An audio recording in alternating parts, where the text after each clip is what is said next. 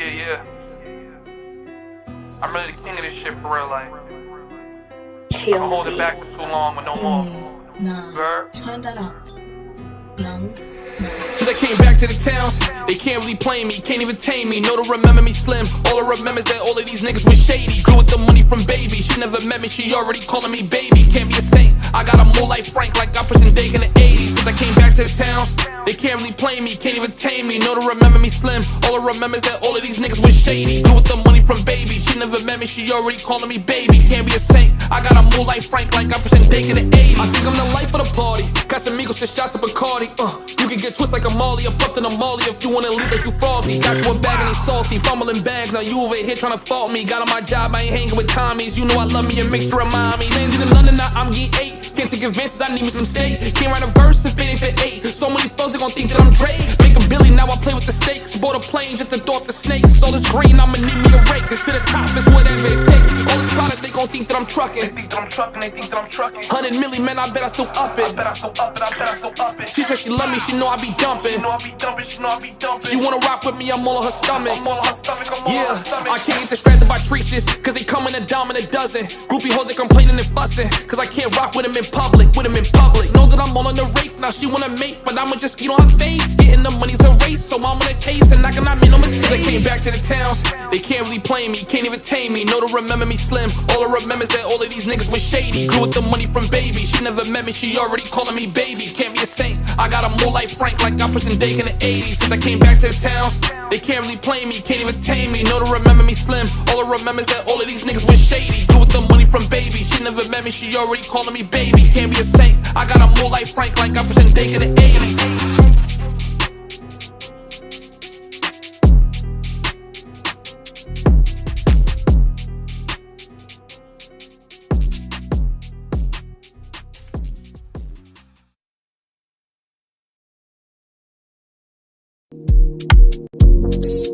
Yeah.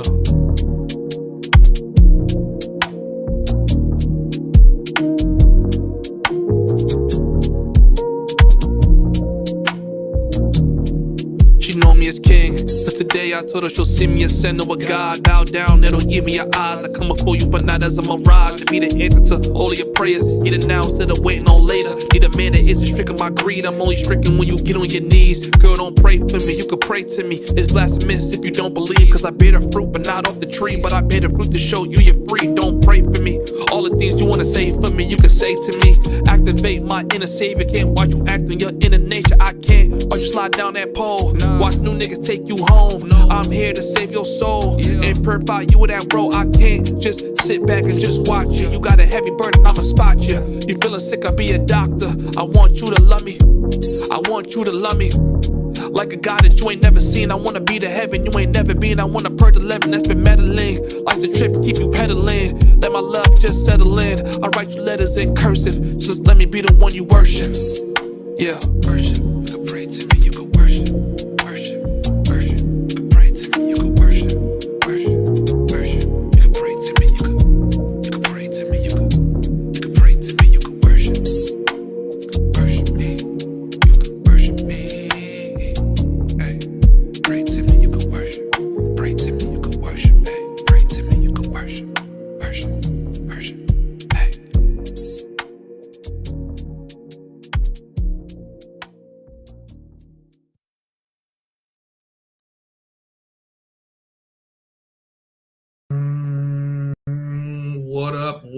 What up, chat? What up, chat? Hold on, this is not how we supposed to start the stream. Wait a minute, put the broom out the way. Alright.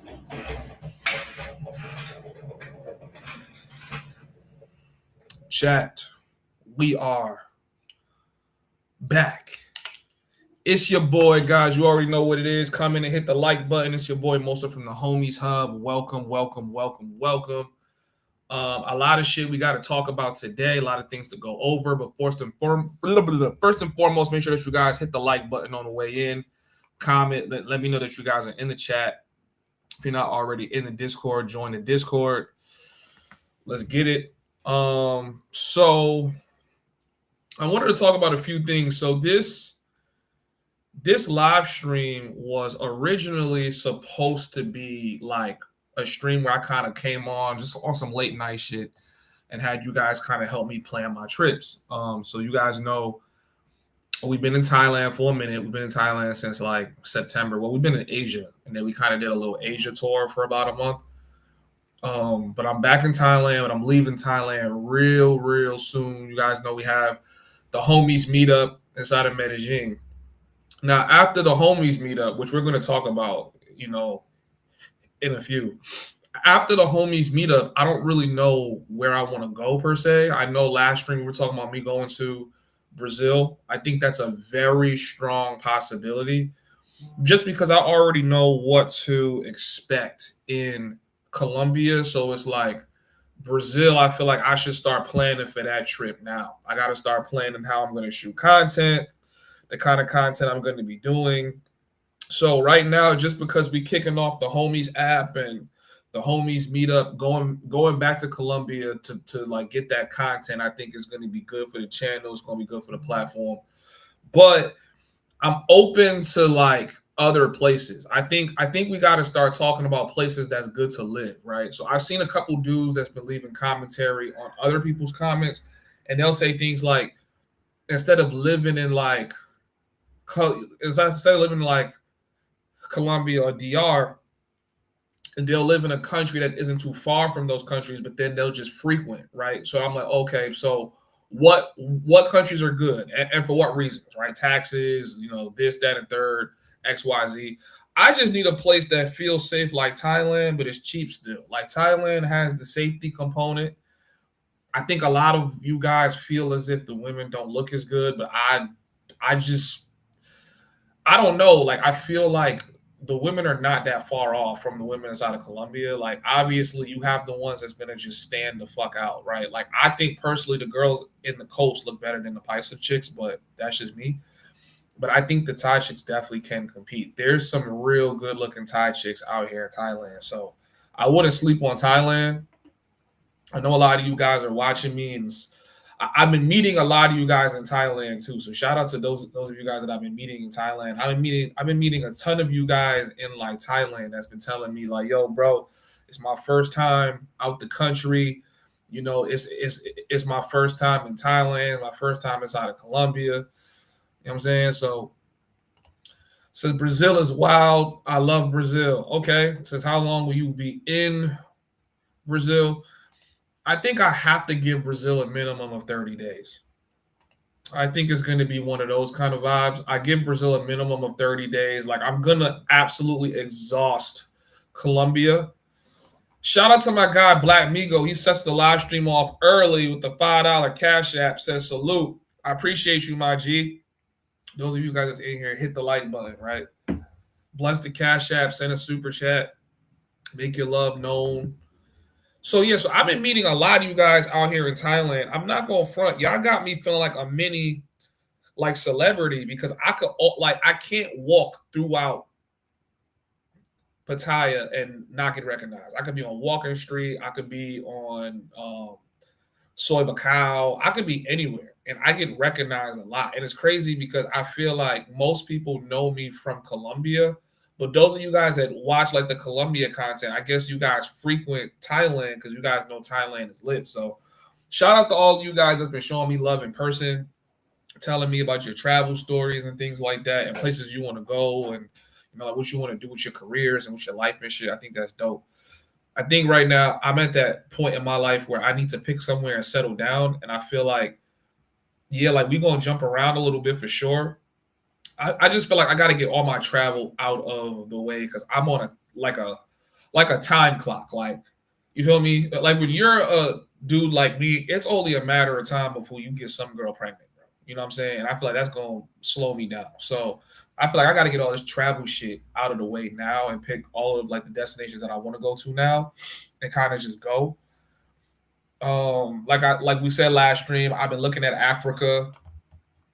You know what I'm saying? A few places. Says Panama. Yeah. A couple people's been telling me Panama too. Says Thailand is nice. I went last August. Yeah, Thailand is nice. Thailand is nice. It's safe. It's nice. It's safe. The weather is always good, right? It's always like decent weather. Um, you know, the women are more friendly. I feel like a lot of the Thai chicks got really the same kind of personality though. There's like not that many different. Like all of them are nice. All of them can be approached. Like it's it's a nice place. Okay, so what did I want to go into? So I guess we'll probably do a Tinder swipe maybe this stream. Let's see. Let me know if you guys want one of those. I guess I could pull that up. If you guys have any videos that you want me to react to, make sure you send them in the queue. I usually start off my streams kind of just talking my shit and getting all my shit talking out the way first. And then we can go into like the reactions and the live streams and the swipes and stuff like that. So if you guys are in here with me, man, hit the like button, tune in, get your popcorn ready. Boost my energy up. I've been lit. So tonight on Walker Street is closed because I guess there's some kind of election going on. So everybody was pretty much outside last night. Okay, everybody was outside. I seen all of y'all YouTube favorite Thai chicks all in one spot. Okay, Tunnel was lit the fuck up. But 808 was probably the most lit I've seen it in a long time. In a long time, 808 was banging, okay? I seen all the baddies last night. Every baddie on the gram, Thai friendly, everywhere you can imagine was outside last night. So, and I was drunk as hell. I was definitely drunk as hell. I don't get blackout drunk. Like when I'm drunk, I'm always gonna look like I'm totally sober, but I'm fucking faded. Okay. All right, hold on, guys. Right now we're logging into Tinder. Excuse me.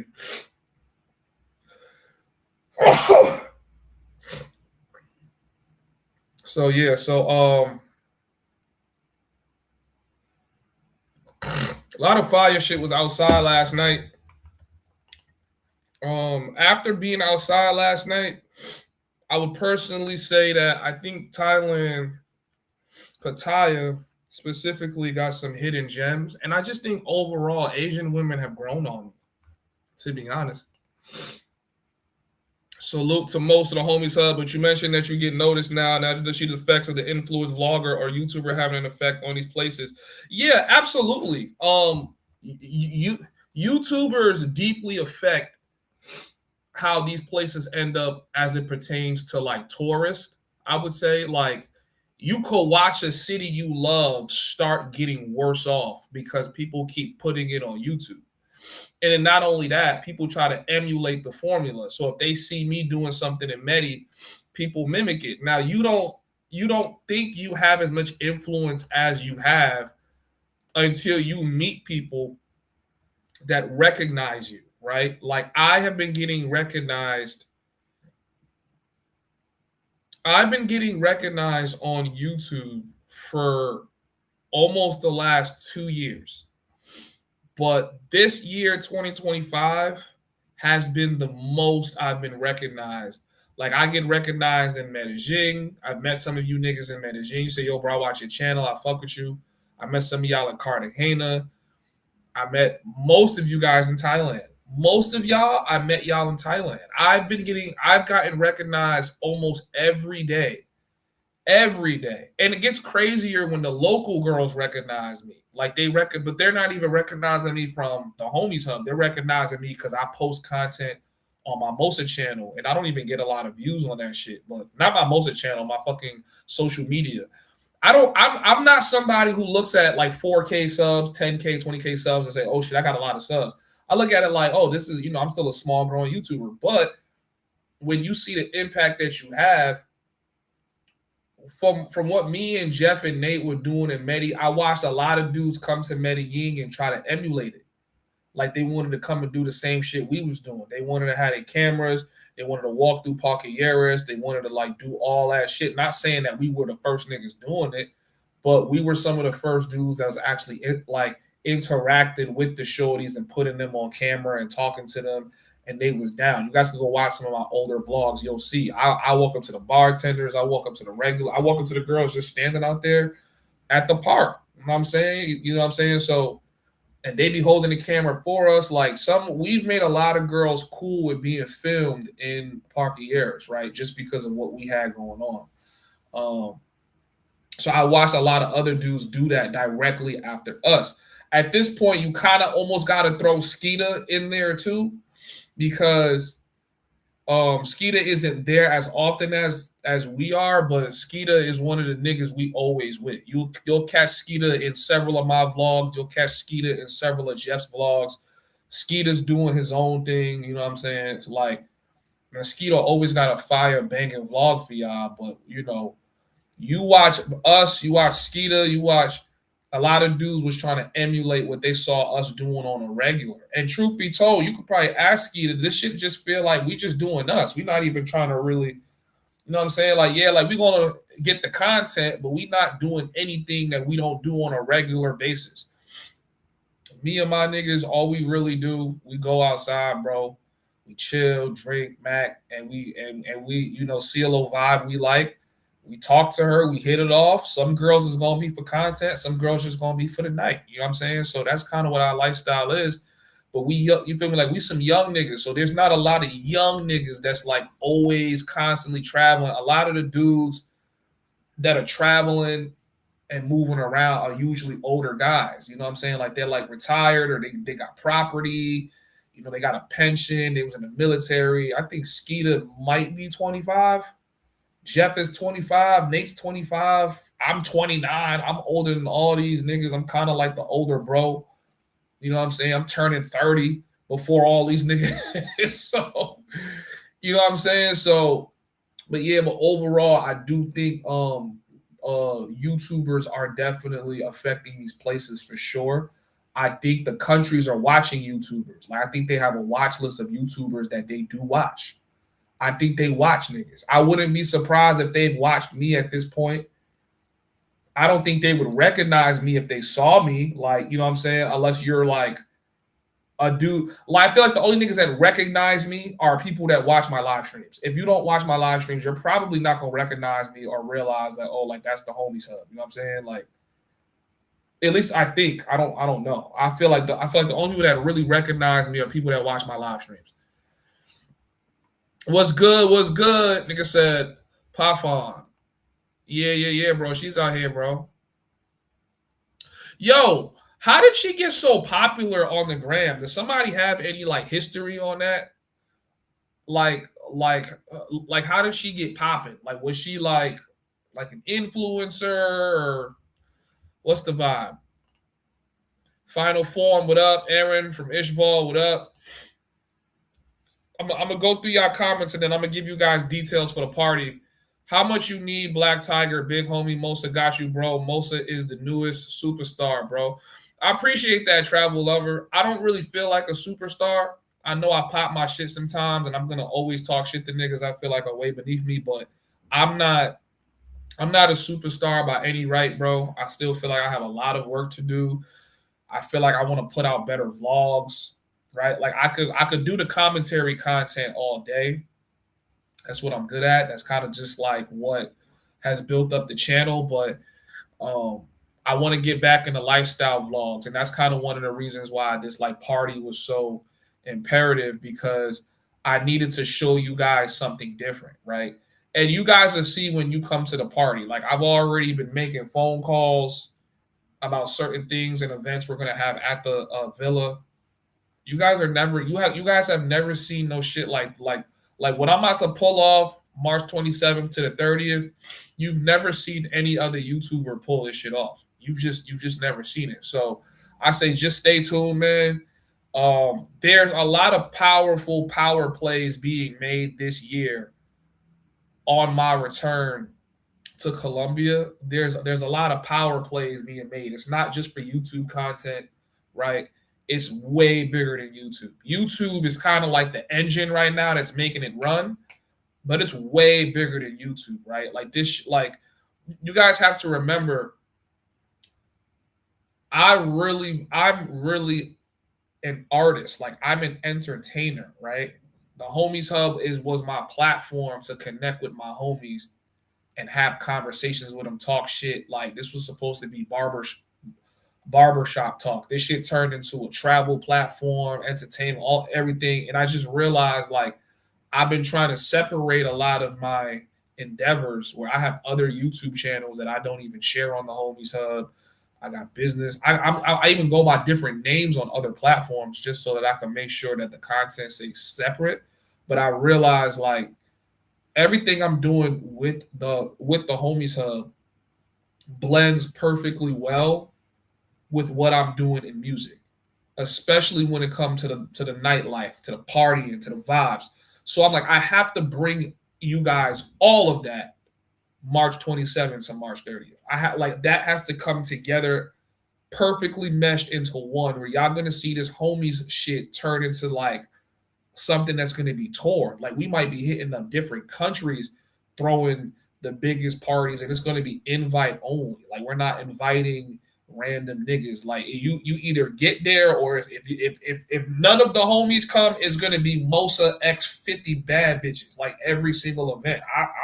I don't lose nothing. Nigga, we setting up the cameras anyway. We gonna be live streaming and shit. So, you know what I mean? But I feel like we building this whole like community, and I'm very grateful for all you guys that's been showing me support. You guys been rocking with me. I don't know why you guys rock with me so much. I feel like I'm just a nigga from the Bronx that talking shit on camera, but I do appreciate that. But yeah, man, this party's gonna go crazy. So you guys know we got 10 more tickets left. I wanted to start selling the tickets early because I want to make sure that all the bread that we get from the tickets, we use that to set up events, travel, transportation, liquor, food, you know what I'm saying? Entertainment all night. We couldn't get a second villa for those dates. So unfortunately, I'm not going to have a lot of room.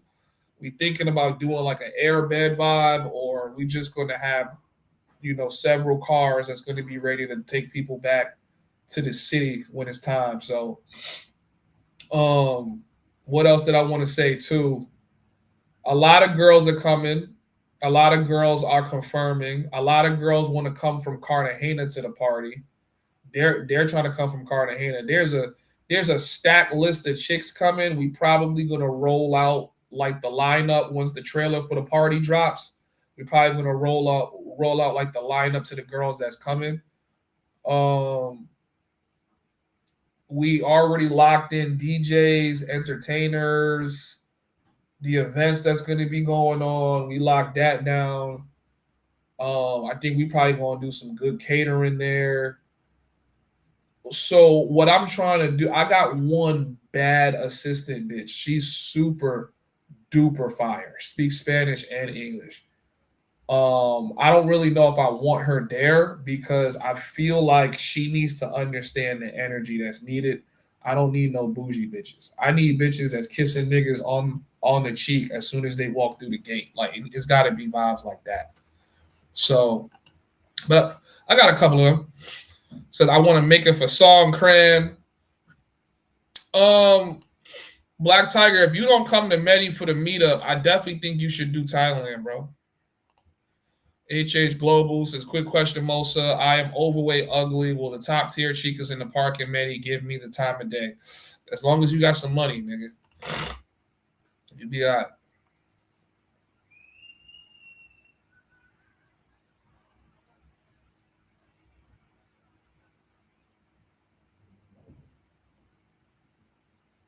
My bad, y'all. Do a Europe tour after Brazil.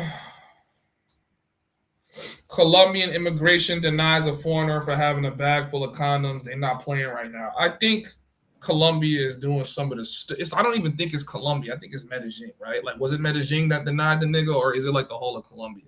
I think Colombia is just doing a lot of corny ass, you know, virtue signaling. Like it's this narrative, like the horny foreigner coming over here to, you know, to try to exploit the women, but they have sanctioned S work zones all over the city. They have licenses for casas. Like it's fucking stupid. It's really, really dumb. If I'm a foreigner, fuck whether I'm coming there to be with a bunch of hoes. Suppose I'm there with my girlfriend. You guys don't sell American condoms in Colombia. I read one of y'all comments. Y'all was like, they sell Trojans and Magnums. No, they don't. You're buying that shit off the street or someone who imported it. You don't know if they poking holes in it. You don't know what they doing to that shit. And you about to trust your life with that. So for me, when I would be going, because I know I'm going to be there for months, I would pack boxes of them shits because I'm not going to the cheap ass pharmacy to go buy, cheap ass condoms. I would know that I had my own, and nobody ever stopped me or pressed me about no condoms. So you basically demonizing niggas for having safe sex. Like that's what you basically doing. You say, oh, you come in here to have safe sex? Cool, yeah. So we not gonna let you in. That's stupid. That's stupid. But I feel like it's because maybe they feel like they have no other option to try to clean up these aesthetics. Because what I think is going on is that Interpol is like basically cracking down on these countries and trying to get them to enforce stricter laws as it pertains to sexual exploitation. That's what I think that they're doing. So they're trying to turn you down from coming into the country based on just that. I think they might have deleted my Tinder because what's going on? I'm here trying to do a Tinder swipe. I can't even get on Tinder. So they're like, all right, well, it's these foreigners. They're coming with condoms. You have lube. What are you planning on doing? I don't know what these guys are answering. Like, I'm just going to tell these niggas that I have a girlfriend because I do. Like, I have a girlfriend. Like, we have to use condoms. She doesn't want to get pregnant. So I'm going to be here for a couple months. I want to make sure me and her stay safe. And I trust these condoms more because they come from the U.S. If you still tell me I can't get into the country after telling you that shit, then y'all niggas some bozos. That's it. But I think I'm just not. I think I'm just not even going to come with condoms. I'm going to have to just take that L. Because so this is what I think is happening, right? Like dudes are like getting off the plane and they're getting profiled, and it looks like they're profiling black niggas. Like they're like looking for black niggas because black niggas, for some reason, for whatever reason, are the ones that's being profiled. I don't think it's other races of people that's being profiled. So they'll pick a random black nigga and do a bag check on him. I've had this happen to me at least 2 times. So I would be taking a dangerous gamble to have a suitcase full of condoms because I'm gonna look like a freaky frog ass nigga. Whole time it's like, nah, this nigga spends 6 months or more living inside of Colombia. Like he probably needs to have condoms. You know what I mean? Like even if I had one girl, you know what I mean? Like you're gonna force us dudes that live in these places for a long time. You're gonna force us to start raw dogging. Like basically is what they're telling me. Like, yeah, nigga, you got a raw dog out here. Because if you come through with a box of condoms, God forbid that you want to protect yourself from an STD.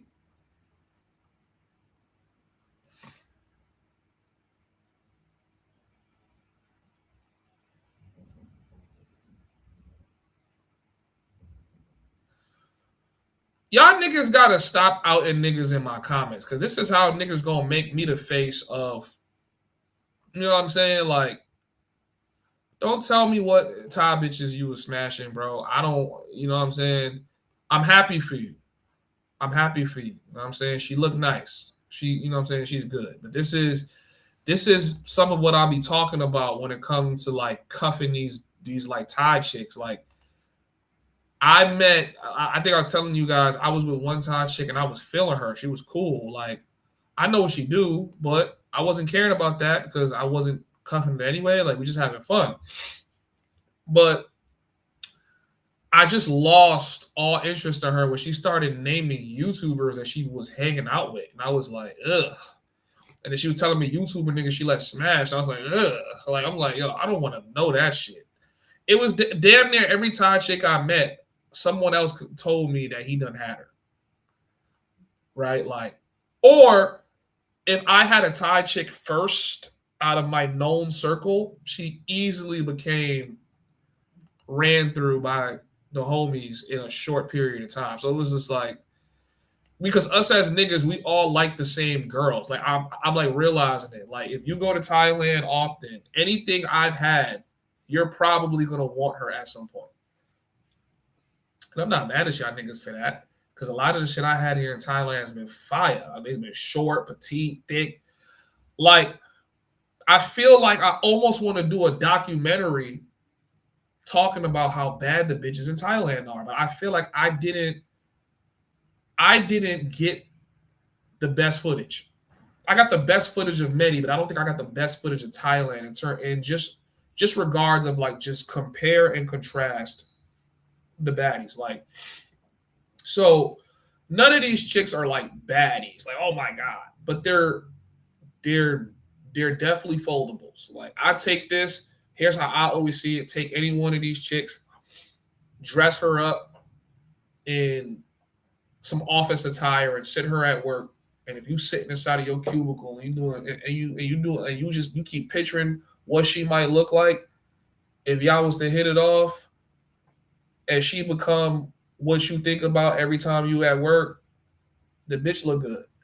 Simple as that. Because every nigga knows when you sitting at work bored as fuck, and you got one female that come around and she look decent, everyone in the office want to pin that tail on a donkey. That's how I look at these chicks. I'm like, if I sat her in my cubicle and we had to work together for 12 hours, would I be feeding a run through this? And if the answer is yes, she look good. Period. That's it. That's it. So a lot of these Thai chicks, they look good. Doesn't matter what you think, what you say. And like I was saying to niggas in the Chica channel on the Discord, if you guys don't know what the Chica channel is, go ahead and sign up on Discord and pay that $15 a month and come in, bro. I'm going to show you what the Chica channel look like, because that's where we drop the real facts. All right, we drop what's really going on in there.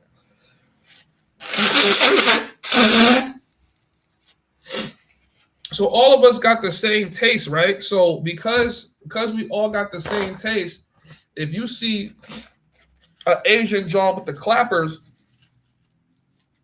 everybody you know who has been to Thailand probably has her number.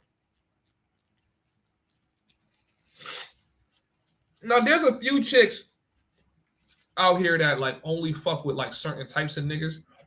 They don't really like talk to black niggas or whatever. I don't know what the fuck they got going on. You feel me? Like, they the bougie bitches. They the ones that feel like, oh, black niggas don't pay, right? So, but those are usually women. You guys want to know something that I've noticed? Let me just say this too before I finish my rant. You guys want to know something that I've noticed? I've noticed that when a girl leaves her home country and starts traveling, she immediately has a superiority complex against black niggas. Like, I was talking to one chick the other day, and she's another chick that acts like she's too good for me. And she's almost like 40, right? It's not that she's acting like she's too good for me. She just thinks she's worth more than what she is. She was comparing the niggas that get on stage on 808 to monkeys dancing on the stage. And she started laughing. Like, I'm sorry, I didn't mean to say it like that. I was like, damn, like, bitch, like, you spent a little bit of time out of Thailand, like, you calling these niggas monkeys? I just thought that was interesting. Mosa, is Thailand still exciting for you? Absolutely. I'm heartbroken that I'm leaving. First coming to Thailand, felt like I was going to do a bid. I was like, I'm about to be around all these midi-ass chicks. I was like, I wasn't feeling it. Now that I spent some significant time in Thailand, I love it here, man. I think it's dope. I love Thailand so much, I almost forgot how fire Colombia really is. I almost forgot. I think there's some game I learned here in Thailand that I'm going to take with me to Colombia when I go back, and we're going to see. The reason I don't see myself staying inside of Colombia this time around is because, number one, I just enjoy the fact that I could like leave a shorty in the room, come out here and stream, and all my shit's probably still going to be there. versus another chick from like Colombia. I gotta, I don't like bitches that start scanning your crib, looking at what they can ask for or take. Like, I don't like that shit. I don't, bro. I don't. But I feel like when I get back to Colombia, I think everything I'm doing is gonna change. Like, I just think I'm not talking to fast girls. I think I'm really gonna go for like girls that got something going on, girls that's in the music scene, like just girls that's just not, you know what I mean? Girls that's just like I'm gonna probably fuck with the girls that get money. Like I'm gonna go for those chicks, the little fire, little Colombiana chick, who I just nah. Like you gotta like any girl that I hang around this time around, like she needs to be vetted by like a system. I can't just have all these random chicks pulling up on me. When are you leaving when are you leaving Thailand? I don't really tell people my exact travel dates. I just don't. I like to move a little bit mysteriously. I feel like I already put enough of my life on the internet, so I feel like when I'm leaving, I'm probably gonna make I'm gonna make the announcement as I'm boarding the plane. Then I tell niggas, yo, I'm leaving. Like I could tell you that I'm leaving next week and I'm probably leaving tomorrow. Or I could tell you I'm leaving next week and I'm leaving in a month. Like I don't tell niggas exactly when I'm gonna be dipping. I think it's even worse enough. I tell niggas where I'm going. So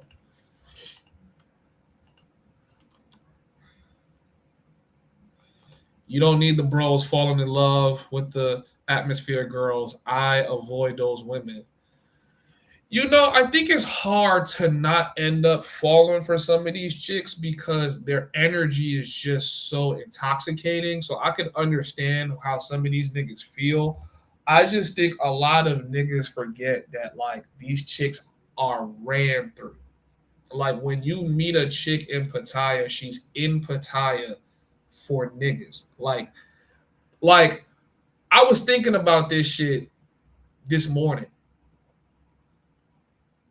How many of you guys been coming to Pattaya for like multiple years? You guys probably see this. You guys have probably been seeing the same chicks, right? Like you don't see the same chick every day, but there's some chicks I see at the club damn near every day. I'm starting to think bitches work there. They got a contract with the club or something, right? Like something's going on.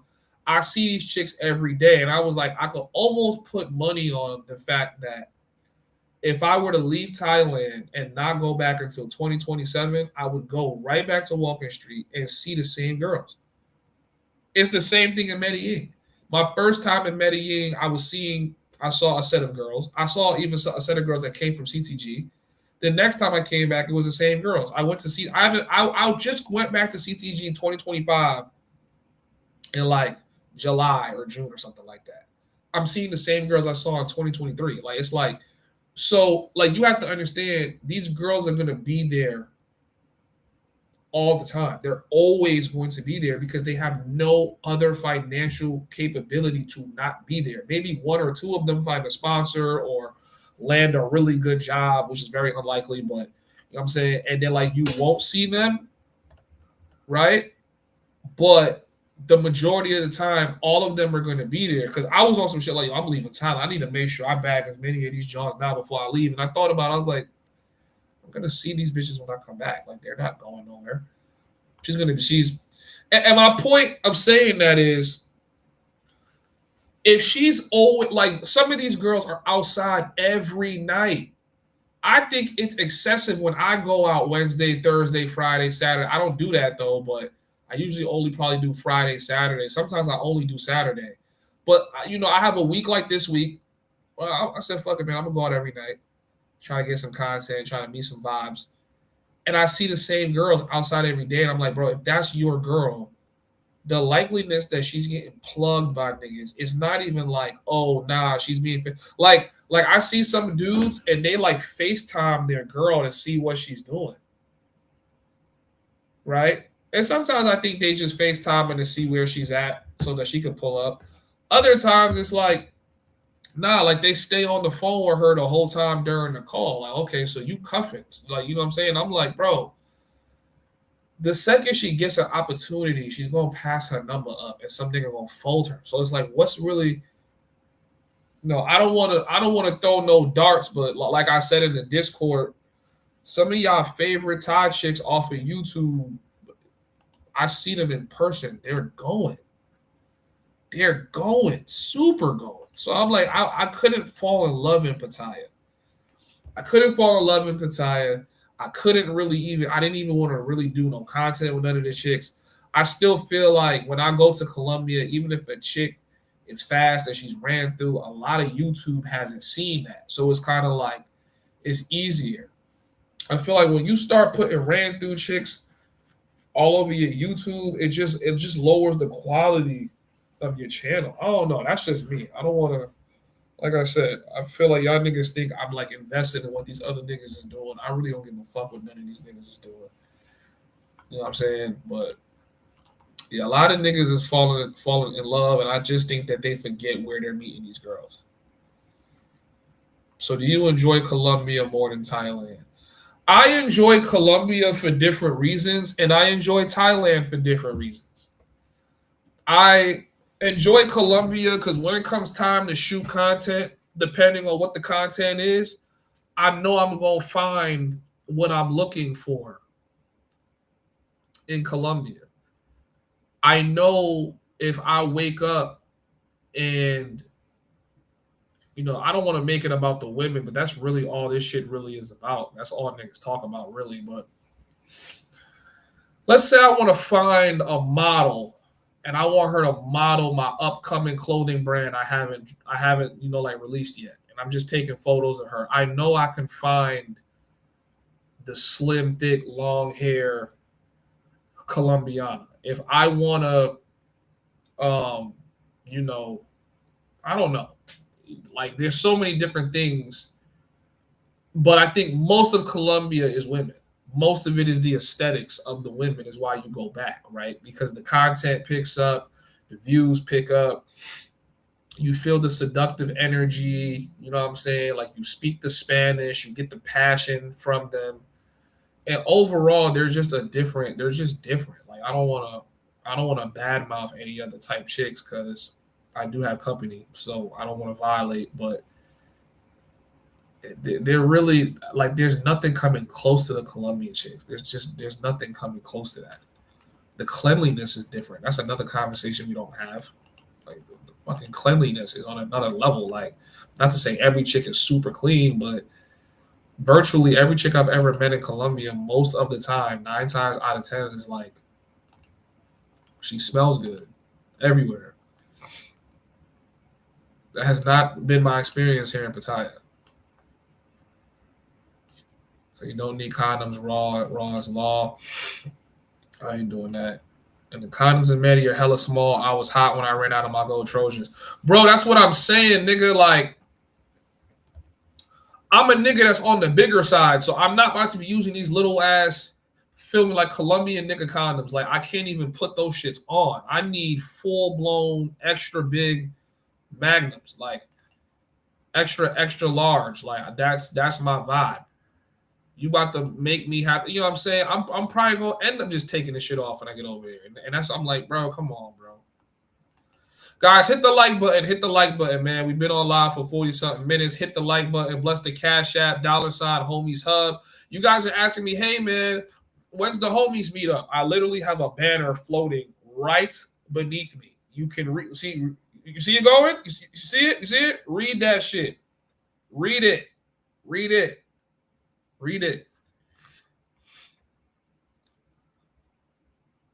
Tell Jeff to go with me to Thailand. Jeff is actually planning on going to Thailand soon, so you should reach out to him. Have you been to Club EXO and Walking Street? No, I have not. I think Thai women are hotter than Colombian women. LOL, I have to experience it myself. It's real soon this spring. They're absolutely not hotter. I said they're coming close and they can compete. I didn't say they was better. So where you going, big dog? We're going back to Colombia, bro. He running defense from WhatsApp phone call. I mean, sometimes they defense be working. If the shorty wants it to work. You know, she meet the right nigga, suddenly her phone cut off. But I don't want to talk about. I think one of the things that's driving me away from Thailand that make me kind of want to leave. It's not even the whole of Thailand, right? Because Thailand in general, like Phuket is dope, Bangkok is dope. If you spend too much time in Pattaya, you'll get burnt out. I'm burnt out of Pattaya. I'm super burnt out. Like I think it's time for me to go for real. So I think this is like perfect timing for me to get the fuck up out of here. I'm burnt out of Pattaya. Pattaya is like where I witness. First of all, it's because of the circles I run in personally, right? The kind of women I like and all sorts of shit like that. Like you meet too many black men that are just like you and him share common interests, commonalities. Y'all gonna yeah, like I feel like all the niggas in Pattaya are Eskimo bros. That's how I feel. That if I could simplify everything that I feel, if you come to Pattaya, you move and groove for even a week, you're gonna be an Eskimo bro with like 99% of the other black niggas that have even just visited Thailand and like came to Pattaya. So you're gonna get smoked out real fast. Now, if you're like me, you guys probably think I go out every night. I don't. I actually spend most nights in the crib working. I only go out to decompress. Like I told you guys, I'm the kind of guy I'll work all night. And then I go out like 1, 2 o'clock in the morning. Sometimes I don't even go outside till 3 o'clock in the morning. And from 3 to 7, I'm outside. Like last night, the girls is all on my body. And I love the energy the Thai chicks give me. Like I have some great energy. I want to talk even more shit. But like I said, I got a guest with me right now. I can't violate too much, but the women here in Pattaya love me. But with that being said, you gonna watch your favorite eater go with another nigga you just dapped up. You gonna watch your favorite shorty go with another nigga. You gonna watch a chick you was just with be. You know, I'm like, this shit is tiring. At least in Bangkok, it's more spread out. You don't see it. But in Pattaya, you could be GFEing a chick one day, go to culture, you'll catch her at culture with a whole nother nigga. And it's like, damn, like you can't go nowhere without seeing some old work. So I'm like, yeah, I think I'm tired of Pattaya. I think if I came back to Thailand, I'd probably go Chiang Mai or I would go to Isan. Like I would go to places that's like real low key, not a lot of dudes there. Because at the end of the day, all of us niggas, we do the same shit. We go to places that we feel is familiar. It doesn't matter if you venture out once or twice, you're gonna frequent the places that feel familiar to you. That's why that's why I think I get recognized the most in Pattaya. I get recognized the most because a lot of the black YouTube sector goes to Thailand and they specifically go to Pattaya. Now, Pattaya is a really good place to be. There's less traffic. I think the women are going to be more your speed if you like basically Asian women that are mimicking black women. If you enjoy that look and you enjoy that aesthetic, I don't know what it is. I don't know how they do it. I don't know what like genetically is different in Thailand, but a lot of these Thai chicks got natural fat ass. Like I've never seen anything like this shit before in my life. You know what I'm saying? Like they got heavy boob. Like shorty in the real, just big ass butt. Just like all of them, not all of them, but a lot of them got, you know what I'm saying? And the girls that got the fatties are usually the ones that the niggas is going after anyway. And then you got the skinny mini Thai chicks, you know what I'm saying? Or like you have like the Model S Thai chicks, but most of the chicks that, you know, go to 808, Flags, Tunnel, they're the ones with that's caked up. They're the caked up Thai chicks. There's no BBLs out here in Thailand. I had the only people I've seen with a BBL are the lady boys, and I was in Phuket. There's a lot of BBL bandit lady boys. Just be very careful when y'all go to Phuket.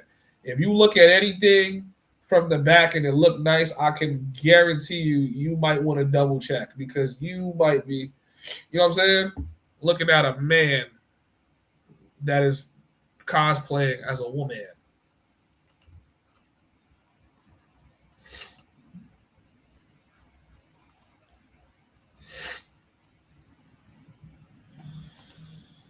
What happened with the Korean girl from Migo, nothing, nigga. She's in Korea. I'm in Thailand. She wants me to fly her to Thailand. The condoms in Medi and CTG, mass, small, no cap. Those Durex ain't shit, right? And niggas trying to send me. Niggas gonna tell me, yeah. I feel like they just trying to get their condom sales up at this point. Like that's, you feel me? Like that's what it feel like. So I've been trying to get on Tinder for the last 20 minutes. It's not working. I don't like, you know what I'm saying? I'm not about to make a whole new Tinder account and gotta start from scratch because then we not gonna really have no matches.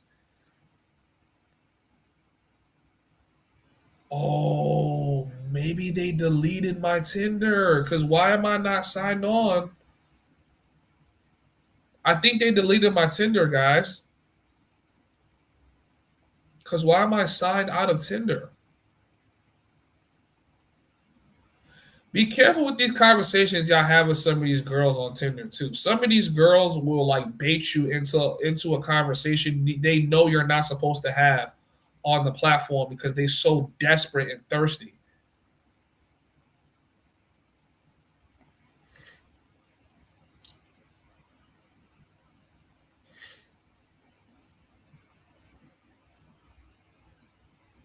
Tinder should know, like, most of the chicks in Colombia, Thailand, anywhere, when they get on Tinder,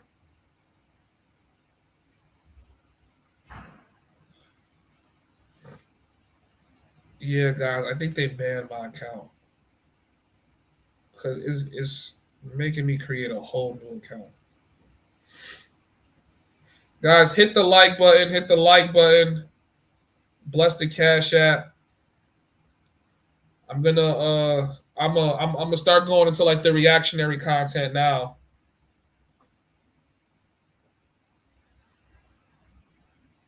Yo, Tinder's making me start a whole new account.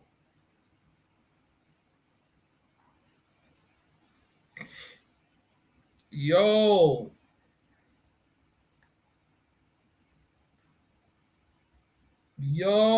that's crazy.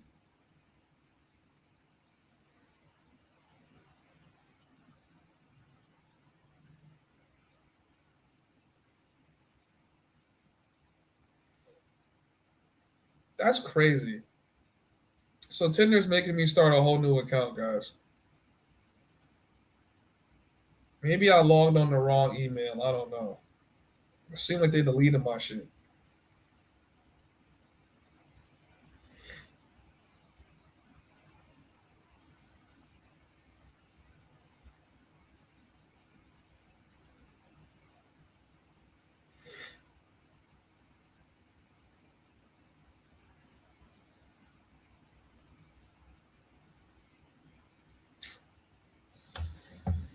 I don't feel like setting this shit up right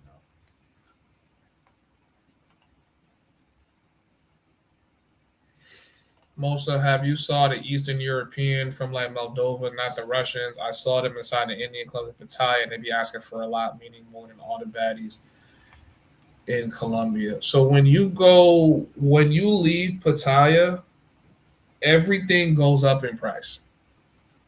Dating goes up in price. Especially in Phuket, it's the most expensive. Like Phuket, almost the whole city is like Park Years in terms of just like the expectation. So I would just be careful. Yeah, like there's a reason why Pattaya is over flooded. Like, especially for the people that spend a lot of time in those cities. Pattaya, Bangkok, Phuket, those are the hot zones. That's usually where you're going to see all the baddies are going to pool together. All the chicks are going to pool together in those three cities. But Pattaya is the cheapest to live in, to be in, to do everything in. Pattaya is the cheapest. And I think it's even just easier to travel to and fro, right? So Pattaya is going to win. With that being said, the Thai girls are always going to be your better option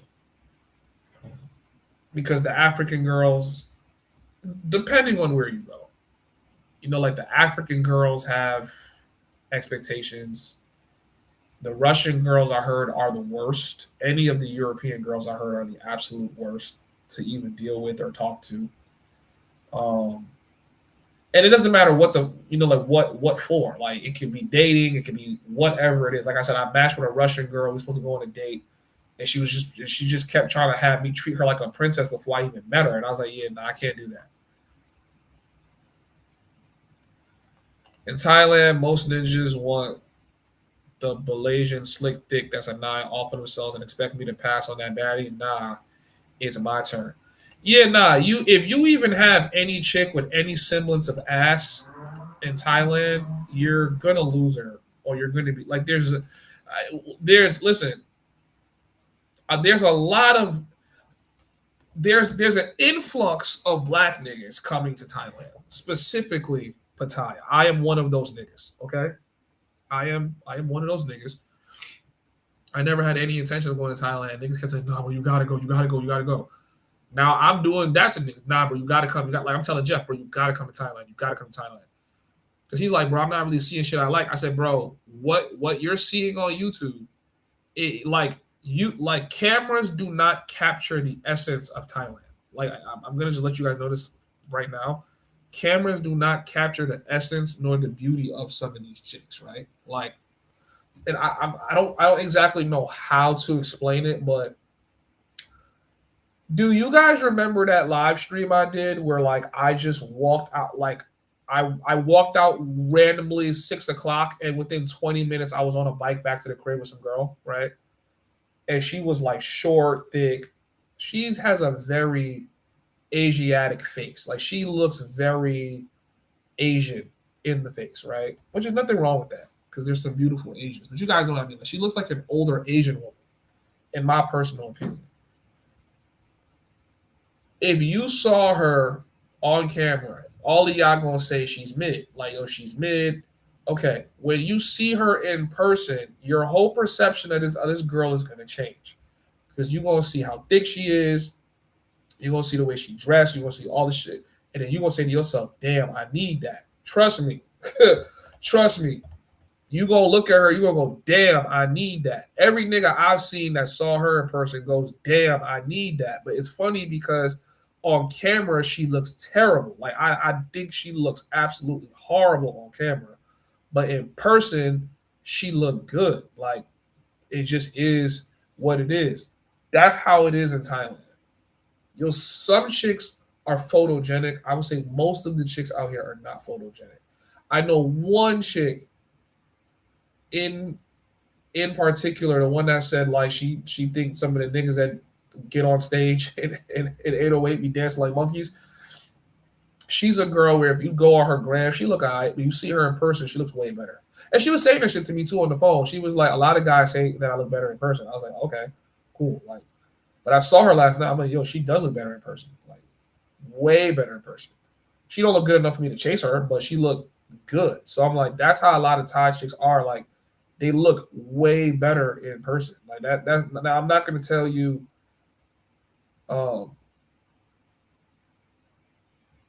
they look better than Colombian girls, but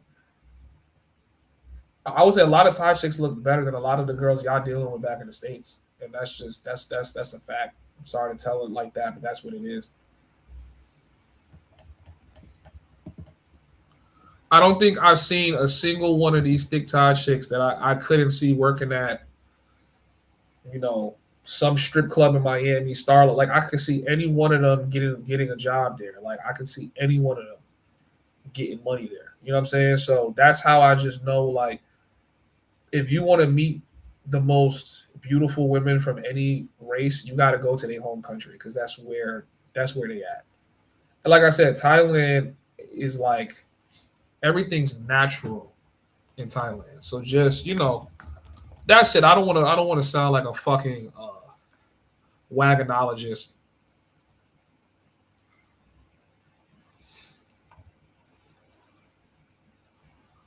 All right, so I want to ride.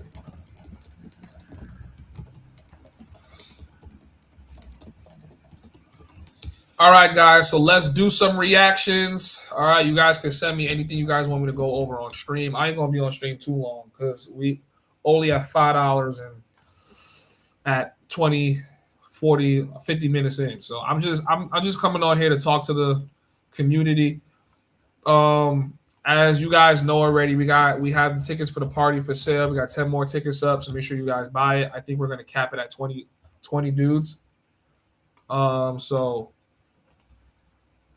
make sure that you guys get your ticket. Tinder be deleting OD random. Guys, so look, I just dropped the link to the party tickets. Make sure that you guys get your tickets. Let's go over this. Hold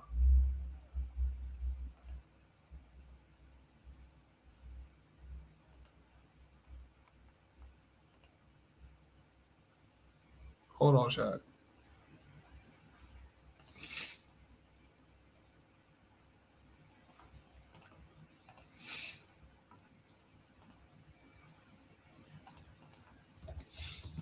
The homies hub.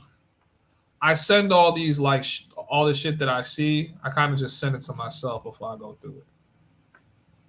Yo, guys, I've been blocking a lot of like YouTubers on my gram. I just been blocking niggas. I don't like niggas coming up on my timeline. Okay.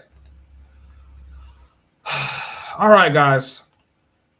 Let's get into it. So I was having an argument with STX Sean last night, right?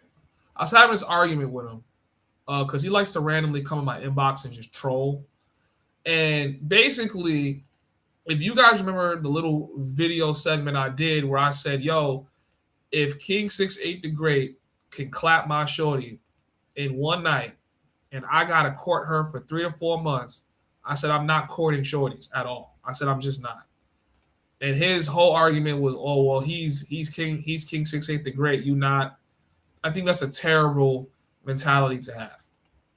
Granted, part of him is really just trolling because he knows he wouldn't be going for that shit either. So this video that I am going to play is a prime example of why I just don't believe in applying pressure for any girl. I just don't. Says Sean still trolling. I think that's how he mentally copes with himself. He needs to troll. That's how he, you know. As you get older, a lot of your behavior isn't going to change. It's just going to become way more consistent with you as like you're like eating and breathing. Okay. All right. Let me see. I might just turn one of these lights off. That's what I need to do. So let's turn one of these lights off real quick. Okay, I'll take that. Whatever. Okay. Let me see. All right. So she's gonna break down something that I think is pretty interesting. You guys could listen to this shit and tell me how y'all feel. Okay. How old are you? I'm 44. How do you feel about sex on the first night? I don't care. If I have to do, I do. But if I go through dating with somebody else and I figure out this guy for a relationship, I don't make sex first time. So wait, if he's a good guy, you'll make him wait. If he's a bad boy, you'll give it up. But isn't that a little bit backwards? No, if he's good boy, I don't make sex first time. I hold myself. Because I have to go somewhere special with him. Whereas I hold. But you Because don't. I have to show him something special, you know? But if he's a bad boy, Just for fun. because you know he doesn't care about you. He doesn't care about, I don't care too. What if the good guy wants it on night one? They want, but I can do. I say, hey man, do you want me? Hold more. One more step.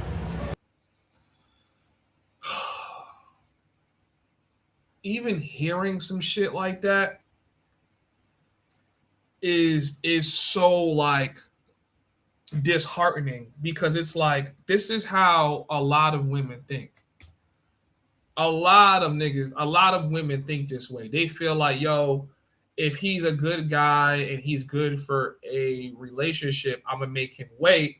They want to test how bad you want her, while other niggas is clapping her shit. So this is my mental like vision of when a woman tries to do this to me. I imagine me sitting in a chair in the corner while she's on the bed, face up, face up, but ass even higher, making complete eye contact with me while some dude is just taking her to complete pound town. And she's just there like, you want me? You have to wait. You have to wait. You have to show me that you really want. Why this nigga's just taking her to pound town. That's what I envision every single time women make you wait because they want to be serious with you. And the reality that a lot of you guys are going to have to accept is that a lot of women that are making you wait are being took to Pound Town concurrently, like at the same exact time they're being taken to Pound Town. And a lot of women will lie, bro. I see so many women lie and lie and lie, bro. They freaking hop in the comments. No, that's not me. I've been celibate for 7 months. I've been celibate for 3 years. It's bullshit. It's bullshit.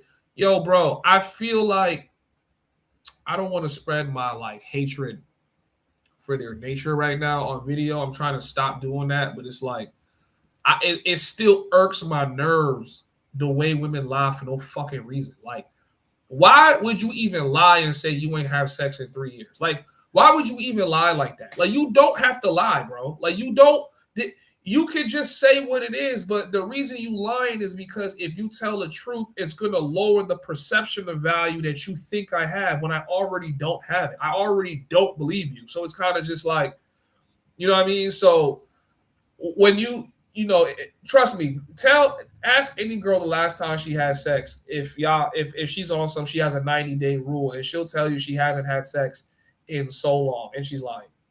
I'm telling you right now, when girls go out to eat, they go to the club, they go to the bars, right? They travel, they're meeting guys.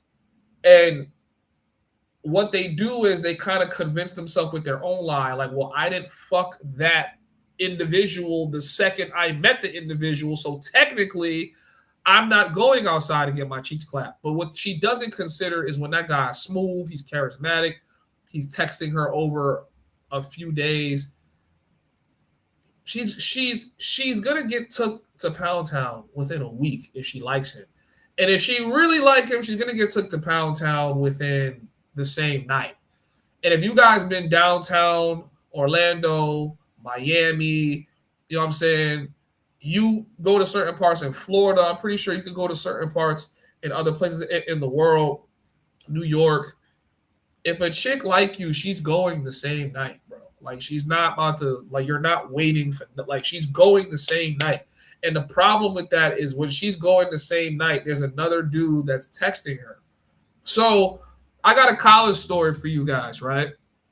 Shout out to Shorty. I don't know if she'll ever find my channel, but if she does, she knows exactly who she is. Some white girl with a fatty in college. So I walked into a bar with my roommate at the time, and he met up with a girl, and his girl had a friend. She's some little short white girl, wasn't really all that in the face, right? But she has some bunda for a white girl. Like, you know, she was packing. All those upstate girls had the wagon. So literally, guys, I swear to you, I might have introduced myself. I might have asked her what her major was. That's like one of the questions you ask when you're on college campus and you're about to get a chick. You just ask, like, you know, like, what's your major? That's a great way to start conversation. We might have been talking for no lie, like 180 seconds. I don't even think we made it that far. I don't think we made it to 3 minutes. I think we made it to 2 minutes and some change. Within 2 minutes of me talking to this girl, we were already cool. We spent the first 30 seconds introducing ourselves, and the next minute 30 figuring out whose crib we were going to walk to, because I lived really close, but she lived even closer. Like, and I was like, all right, so then let's go to your crib. We walked out of the bar. Like, I literally walked in the bar. I wasn't in the bar for fucking 3 minutes, and I was already walking out the bar. I'm like, yo, like, most of the time spent was coordinating with her and telling my boy, yo, I'm about to leave with her, bro. Word? Yeah, I'm out. Instantaneous kill. But the story gets worse, okay? The story gets way worse. So after I done, I'm trying to figure out like a YouTube friendly way to describe the smackdown that happened. After bringing her up from the top rope and just down through the mat, her phone's going off. Bring, bring, bring, bring, bring, bring. Her phone's going off. So me being a fuckboy, I'm like, nigga, she's facing a pillow sleep. She's out. She's out cold. I'm like, I'm about to just. I don't do this usually. I had to do it this time. I was like, yo, like, who this nigga blowing up her phone? Oh, I miss you, baby. He's like responding to her text message threads, and she's basically letting the nigga know that if he wants her, he basically needs to step up and show he really wants her and that he cares for her and all. Like, she's telling him to step up, and he's like, yes, I will. Like, blah blah blah. I can't remember exactly how the conversation goes. This was years ago, but it was somewhere along the lines of, if you want me, you need to prove that you're worthy. Meanwhile, at this point, I'm reading these messages. I might have known this chick for about 45 minutes to like an hour, right? Reading the messages. I'm like, yo, you just met me. Within 60 seconds, you already knew that you was getting folded. And for the next nigga, you about to make this nigga prove his love to you so he can get some box that you give to random niggas on a random weekend night because you horny.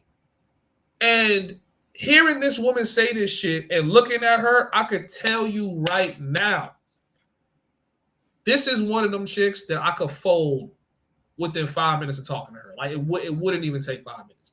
And for another guy who would actually go as far as, I love you, I want to be with you, I want to prove to you that I'm this man, you're shooting yourself in the foot, bro. You're going to do all that. Most are going to pull up on it. This is how I really get them, right? I get them with the little smile. You feel me? The smile be getting them. The little one dimple. The dimple be getting them. And then I go, I'm Nigerian. Oh, my God, bro. Oh, my God. Got her in the crosshairs. She's gone. You're Nigerian? Oh, my God. I love Nigerian men. Oh, you do? Oh, you do? Okay. Nice to meet you. Nice to meet you. So I folded a couple Johns like this first night. Every time I ever met a John like this, it was a first night, first interaction. Especially when she's a foreigner, broken English. Oh yes, it's quiet. It's over. Especially when they're in their 40s, it's over. There's no courting. I'm not courting nothing in their 40s. It's not happening. But I never ever had to. Everything was gonna. I don't know what it is. It's like I meet a girl and I can just tell, like, yeah, she's going tonight, like literally off the first interaction. And she's literally telling you, like, yo, if I think he's boyfriend material, I might give it up to someone else, but he's not gonna. And I'm like, why as a man would you want to court a woman that would let niggas beat it down the first night? I would rather a woman, if she's going to make me wait, she makes every dude wait. Then I don't care. I'm like, all right, fuck it. But even then, it's like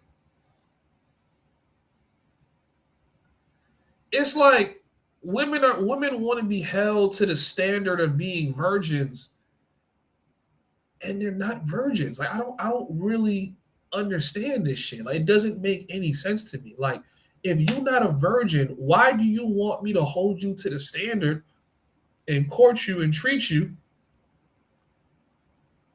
like you a virgin? And you putting in all this effort for this girl who, like, just look at the way she's staring at this nigga. I promise you, if he wanted to take her to Pound Town that night, she was going. But for you, she's gonna make you wait. You gotta court, do dinner, take her somewhere really nice. I feel like y'all don't want to blame women, but I blame women for the way they think. I blame them for this. This is some of the shit. I put a lot of shit on men, but I blame women for this because this is diabolical ways of thinking. This makes no sense. There is no advantage to you being a good man to a woman nowadays. There's no advantage. The whole world has become a brothel. Everywhere on the planet, I'm going to speak for me. I can't speak for y'all niggas. I know it's hard for y'all niggas to believe a nigga could just go outside and get some pussy, right? Just literally looking how I look. But I think you guys underestimate thick women loving big, thick black men. Like, I think you niggas underestimate that a lot of women globally, if you're a well-statured black dude, you smell good, you dress nice, women are going to fuck you. That's literally how it works in life. I know it's hard for some of you niggas to understand because you 5'5" and you just look bad. But most dudes who are black get coochie just off the strength of being black. Now, being tall, dressing nice, smelling good is a whole nother level. Like, anyways, you niggas underestimate how much these girls be going for niggas like that. A chick like this, I don't know her personally, so I can't say it's her personally, but I could almost read her if I was to meet her in person. She comes out a couple nights a month. She finds a couple niggas, she probably gonna curb a couple niggas, to boost her self-esteem, but she's probably always getting folded by somebody who's black. Oh, probably almost always. Every time women are built like this, they like black niggas. I don't even, anytime any woman got a little bit of hip and some ass from any race, any culture, she like black niggas. I promise you. I started noticing something. I started learning this shit, right? I'm almost like almost like a womanologist almost. Like I started figuring this shit out. Like, women try to look like who they think would be attracted to them. Or they try to look like what they think the man they currently want is attracted to, right? I know one chick, there was a point in time in her life she's going for black niggas. Everything she does is to look like a baddie bitch. A bitch she would see on, Real Housewives of some shit. She's trying to look like that. Asian girl. Now that she wants more like Korean men, now she's putting in contacts. She's wearing super light makeup. She's doing everything to look like the guy that she, look like the kind of thing that look like what she wants to attract. She wants to attract a dude that likes the slim, petite Asian, super pale, contacts and eyes. That's what she's doing because us as black niggas, we not gonna look at a girl like that and go, oh. So what I realize women do too is when they thick, because black men naturally like thicker women, they don't try to lose weight. If anything, they just want to make their ass fatter because they like, this is what black men like. Black men like these big hip, big booty women. So I'm going to look like this to the best of my ability. Now, she might naturally be built like this, but because she's naturally built like this, she's instantaneously attracting black niggas, right? And because she's instantaneously attracting black niggas, when women get approached by the same type of guy every single time, that's usually who they tend to end up liking. They start liking the guy that shows them the most attention. You feel me? So a girl like this strikes me as a type. Every time she run into a nigga like me, she's going off the rip. She's going off the rip. Now you as little Timothy, little Gregory, you meet this 44-year-old woman and you want to save her from her baggage and her failed marriage and all this other shit. And you're going to go, oh, I'll take you on a date. I'll do this. I'll do that. And you trying to be this gentleman ass guy. And you don't know this bitch is a sex demon. She's a sex god.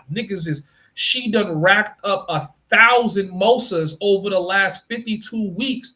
She goes outside every other night, drinking, chilling, but she's trying to get ran through. And y'all don't know how bad it is. Y'all think it's only niggas outside searching for sex. No. Women are outside searching for sex. The only difference between you and a woman is that she has standards. She has standards of the kind of guy she wants to get folded by. You as a dude, you're trying to get what it is you can get. She already knows niggas want to crack. She want to get cracked by the nigga she want to get cracked by. She want to get cracked by the nigga that reminds her of 240-pound mosa that smells like the good cologne with the chain on and the good teeth. She want to get cracked by me 1,000,000 times. And she's going to make you take her to dinner, court her, help her with the mortgage. You know what I'm saying? Like, How old are you? I'm 44. 44, but the hips wide though. Yeah. Black niggas going. You can say, yo, she's a 2. You niggas be saying this shit, you'll still crack. Shut up. Shut up. You saying this shit, but you'll still crack. Shut up. Hey, when y'all niggas do this shit. You still gonna crack. How do you feel about sex on the first night? I don't care. If I have to do, I do. But if I go through dating with somebody else and I figure out this guy for a relationship, I don't make sex first time. So wait, if he's a good guy, you'll make him wait. If he's a bad boy, you'll give it up. Yep. And that's why she would see me outside at a restaurant, club, dinner. She's going to be making eye contact. And I'm going to go back by her. I'm going to look her in her eyes. I'm going to grab her.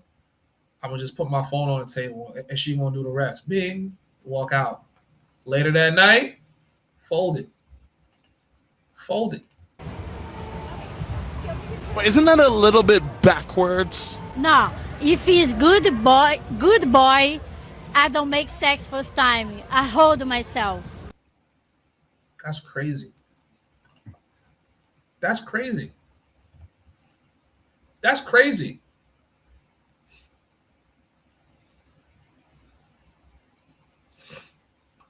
Homegirl in the videos of 3 people will tell men to lower their standards for this dumpster fire and apply pressure. No way. Yeah, but it really doesn't see like here's the real dilemma men are going through when it comes to dating women. She has an expectation already.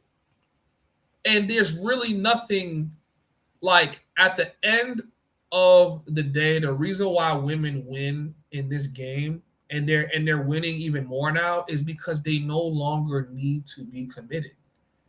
She's already telling you that she's going to fuck who she want, when she want, and at the pace she wants. And most women are going to go, yeah, and as she should. It's her pussy. You niggas always trying to tell women what to do with their pussy. No, it's the fact of the matter is she has an expectation that I need to basically pursue her, want her, desire her, put effort in for her, when at the end of the day, whatever she wants doesn't equate to the effort I have to put in to have her, because she's not worth anything. She's not worth anything. All those niggas that done parked, and I'm telling you niggas done parked that. She's 44 years old. She's thick. She's built like that. Black niggas in the U.S. are deprived of pussy. They're taking that down. Okay? I'm going to tell you, if I was back in the States, I was taking this down. Give a fuck what none of you niggas say. I'm honest. I can have as much baddies as I want, but if you a real nigga, you know no one in the States is pulling baddies back to back to back to back. It's not happening, bro. It's not happening unless you're just expending a ton of energy. If she throw herself at you one night trying to get folded, you drunk, you know what I'm saying? You just came out the club with a bar with your homies and she's going, you're gonna take that. Your nigga's gonna tap you on the shoulder and tell you to take that home. Niggas ain't gonna tell you, oh yeah, bro, leave that shit alone. Niggas gonna go, yo, bro, go ahead, go handle that. She 44 years old, bro. She might buy you a P5. That's exactly what niggas gonna say to you. Because I have to go somewhere special with him. Whereas, I hold. but you Because don't. I have to show him something special, you know.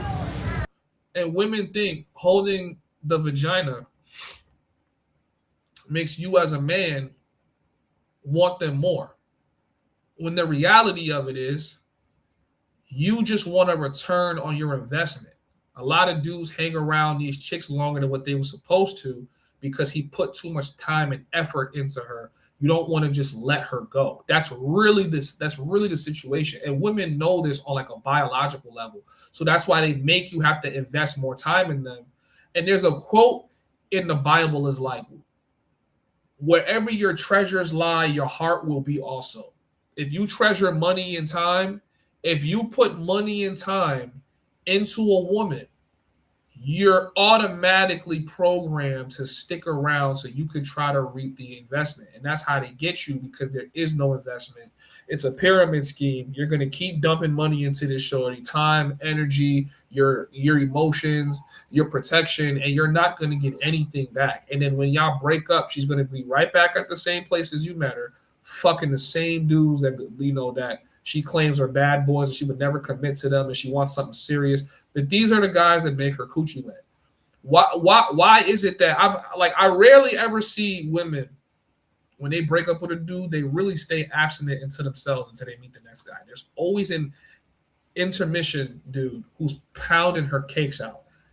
And don't think he's just giving her a little standby dick while she, he's just giving her a little intermission dick. No, that nigga is probably giving her back-to-back orgasms, squirting, all types of shit. You think she's about to be in the relationship and tolerate you who can't even give her half a stroke the last nigga would? No, she's going to start finding reasons to fight and argue with you and break the relationship up so that she can come back out in the street and do this shit until she fucking old and gray in a casket, nigga.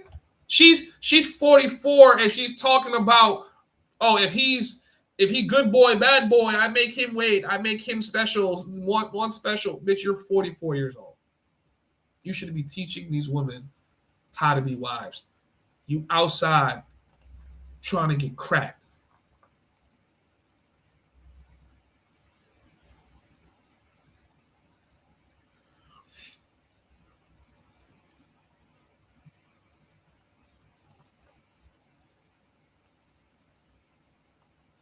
Anyways. But if he's a bad boy, Just for fun. because you know he doesn't care about you. He doesn't care about. I don't care too. What if the good guy wants it on night one? They want, but I can do. I say, hey man. Yes, you can. Yes, you can do. But you want to manipulate. You can do. But you want to manipulate. You see what I'm saying with women? You never win with these women, bro. They want to win on every side of the coin. You could have a coin flip with a woman, heads or tails. If it's up to her and she chooses heads, both sides of that fucking coin is gonna say heads. You don't even get a chance. You don't even get a chance as a dude. You'll never get a chance. So now y'all be like, yo, bro, it's not every girl. I'm telling you right now, it's not every girl, but 99% of these girls are going for a nigga on the first night. I think every girl goes for the right nigga on the first night.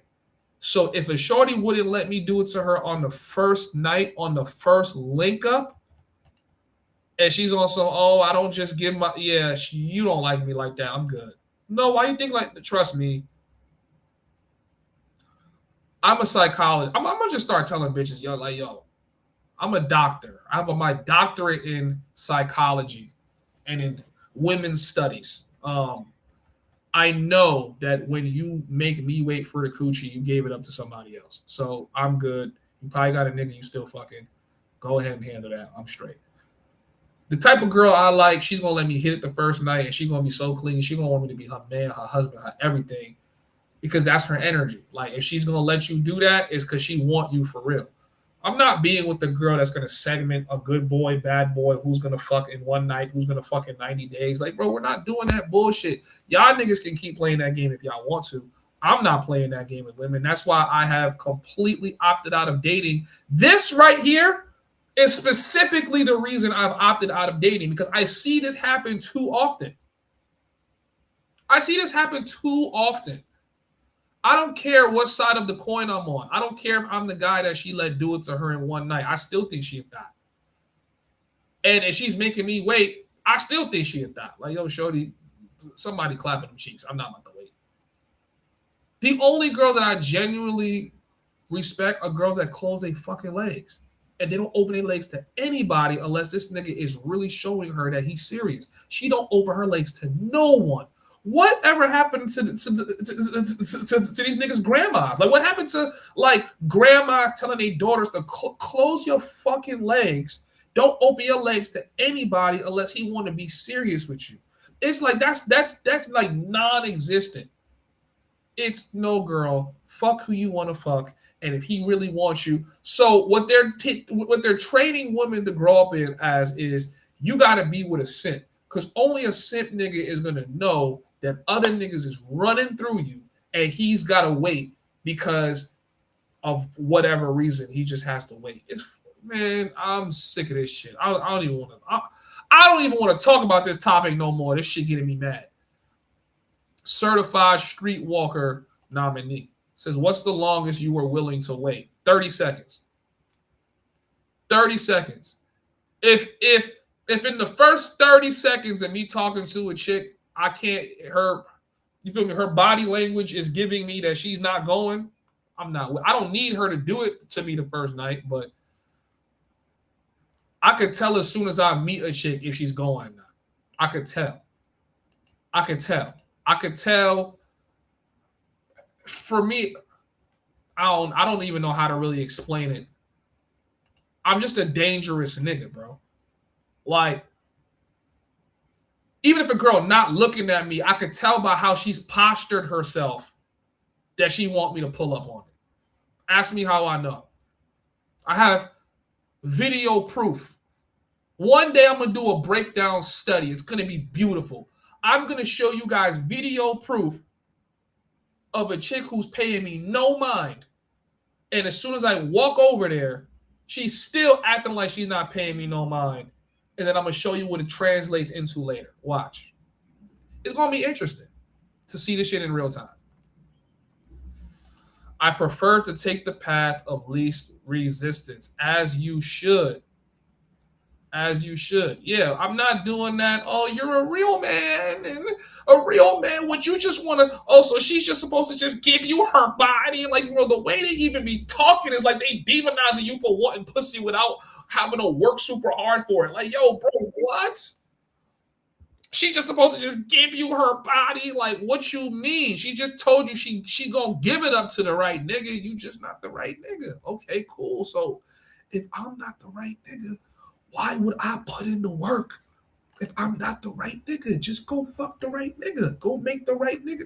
You know what I'm saying? But you know that you're not going to get what you want from the nigga that you will let fold you, but you still let them niggas fold you. And that to me doesn't make sense. If you feel like he's only going to be good for one thing, right?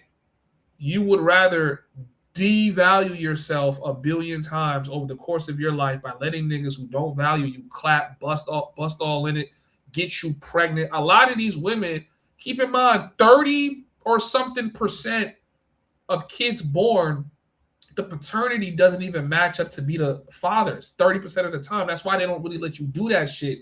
You know what I'm saying? Like in some countries, they don't let you do a paternity test unless you claim to be the father. Like, nigga, claim to be the father first, and then you can go figure out whether that's crazy. That's crazy because they already know you were the safe guy, you were the safe haven dude. You're the guy that's gonna provide, kiss her, listen to all of her bullshit ass feelings that you don't need to be listening to, and Daquan, Tyrone, and Mosa are gonna be the ones pumping dick in her, telling her to shut up, shut up, shut your mouth, and shut up. Yeah. Move your head.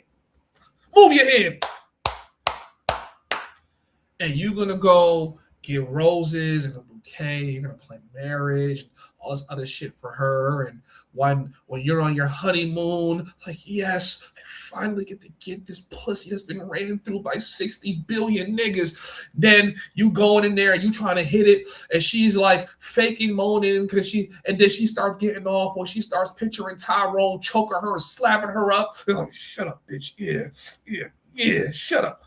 Yeah, and you don't do that because you don't want to do your lovely queen that way. Your queen, you're gonna kiss love. Oh, baby, you're my soulmate. Oh my God, I love you. While the other niggas like, open up. Open. Yeah. Don't throw up. You feel me? So it gets like that.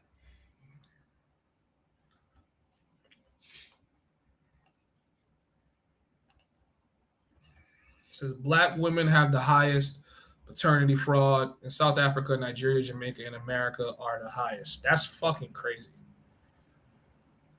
That's nuts. But I have to research that.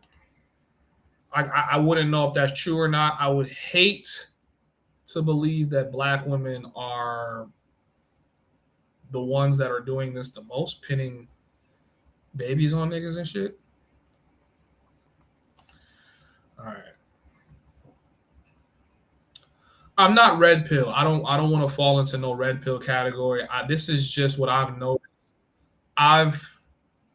I have noticed this as a man that would be outside chasing women or whatever. That a lot of these women I was chasing and folding and putting through the mattress have men that genuinely love and care for them.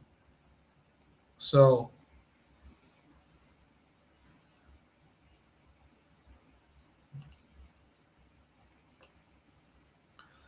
yeah, nigga, send me the video, bro. If you have a video, bro, I'll pull it up, man. This is y'all time to send me videos for me to react to. My nigga Skeet in the building. What up, G? What up? Skeet in the building.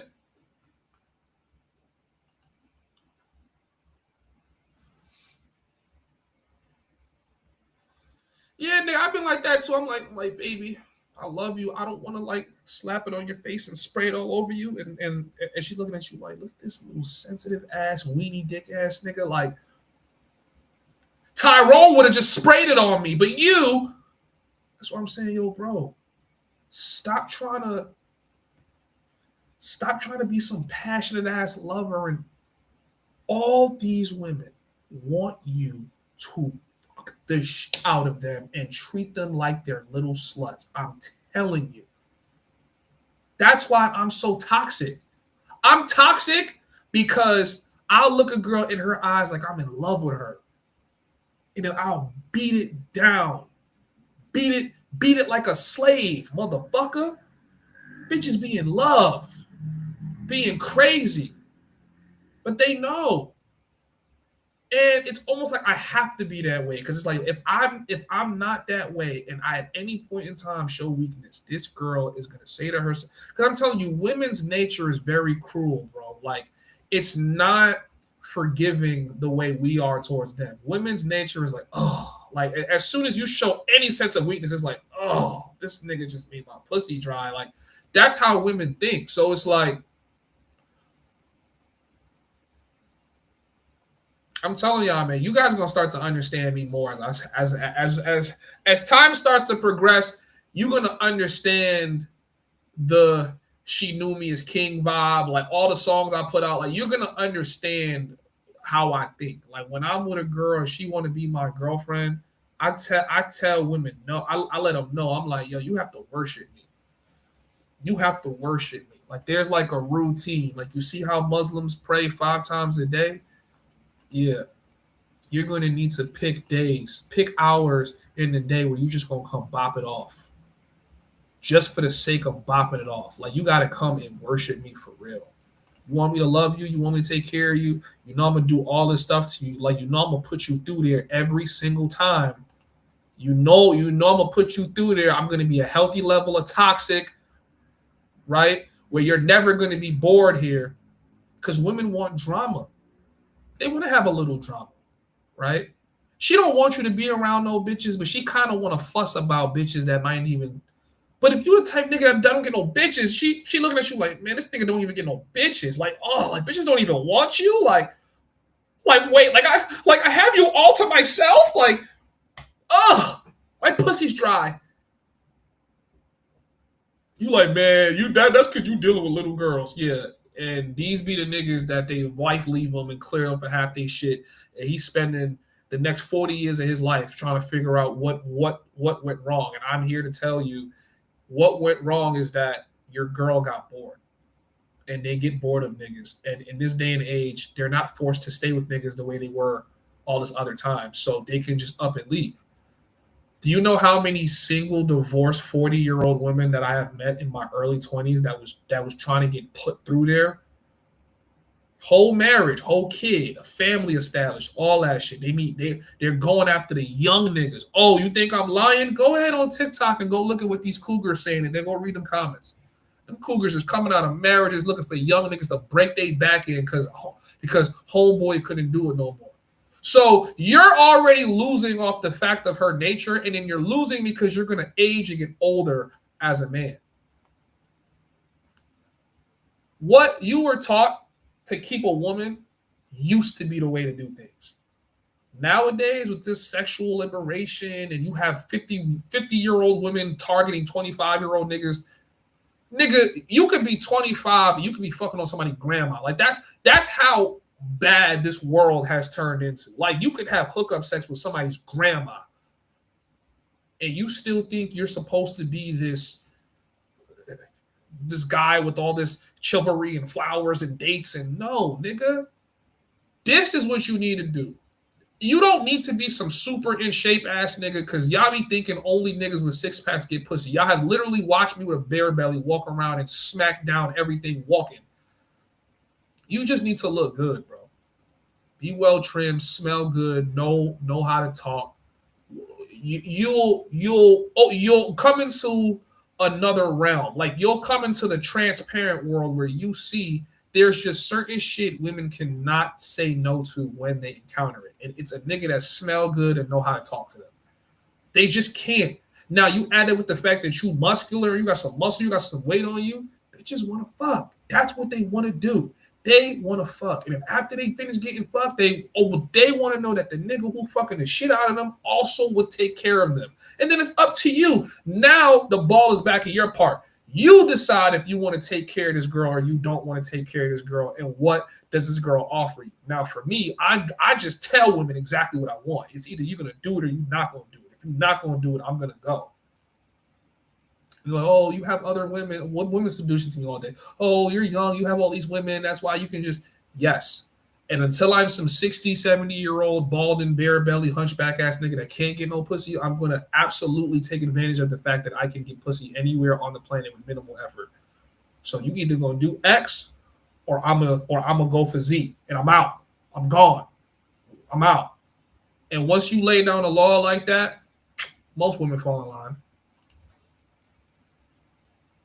Anyway, so let's get to this video. Look at the modern American bad bitches game plan. They are basically checking out of society. They have collectively been taught that sacrifice is bad and for suckers. They've been collectively taught that working as a team with anyone is a trap. So just look at their game plan. It's all about transaction. It's use a man for his money, treat intimacy basically as a side hustle or a side business, and avoid motherhood. If any man dares to point this out, there's a playbook of ways to divert, redirect, or gaslight. She can scream misogyny, she can scream controlling, she can say he's insecure, she can emasculate him, or she could say patriarch. Any of this. And she calls this selfishness and antisocial behavior empowerment. This isn't just a bad attitude. This is a collective consciousness that is really like society's downfall. When women, the people who literally create the future, refuse to build families or trust men or do any hard work or any work at all, the whole idea of society, the whole idea of civilization kind of falls apart because trust vanishes and everyone ends up alone. And not letting men off the hook for this, the modern American simp is the fuel to this fire. However, the modern American simp feminism is a product of feminized institutions in America. Feminism is the root cause of the zeitgeist. You have to look at the modern. I think this video is beautifully done. It breaks down a lot of facts that we can basically dissect, right? We can dissect a lot of facts from this. So, what he's basically saying is that women are destroying civilization because of what they are being taught, their expectations, and just like we've been talking about for the last 40 minutes, the fact that women no longer value their pussy. Literally, they're like their only real leverage is their vagina. They don't even value it enough to only be with men that would take care of them, right? They are giving it to niggas they think look good, smell good. You know what I'm saying? Like they're going into their most carnal nature. You as a man, you are conditioned to give women free power and reign over you because you think that you have to approach women in a particular like socially approved manner, right? Where you're not going to tell them you're not going to go up to a girl in conversation and know that she's feeling you, right? You're not going to go up to a girl in conversation and tell her, yo, I would like to take you home tonight and pound you out. Because most niggas gonna be like, no, what? But girls know if the right nigga went to them and said that shit, they're going. They know that. But they don't want you to know that. So you have to follow all these procedures and things and take her out on dates and prove you're this and prove you're that. When at the end of the day, she doesn't feel obligated to offer you a family, doesn't feel obligated to offer you legacy, doesn't feel obligated to play the role of a wife, doesn't feel obligated to do anything for you until you've already sacrificed a significant amount of things. And then even then she wants more things. And if you don't constantly are approved by her ego, she has the right to walk away from you and take everything at the same time. Now, because this is happening, a lot of dudes are saying, fuck that, get your passports, the West is cooked, right? Get your passports, get your passports. I'm here to tell you, as a nigga with his passport, the same mentality is coming overseas and it's poisoning and plaguing third world women. And it's worse, right? Because if you have another kind of situation like COVID, oh my God. If COVID ever hits again, right? The government shutdowns and shit.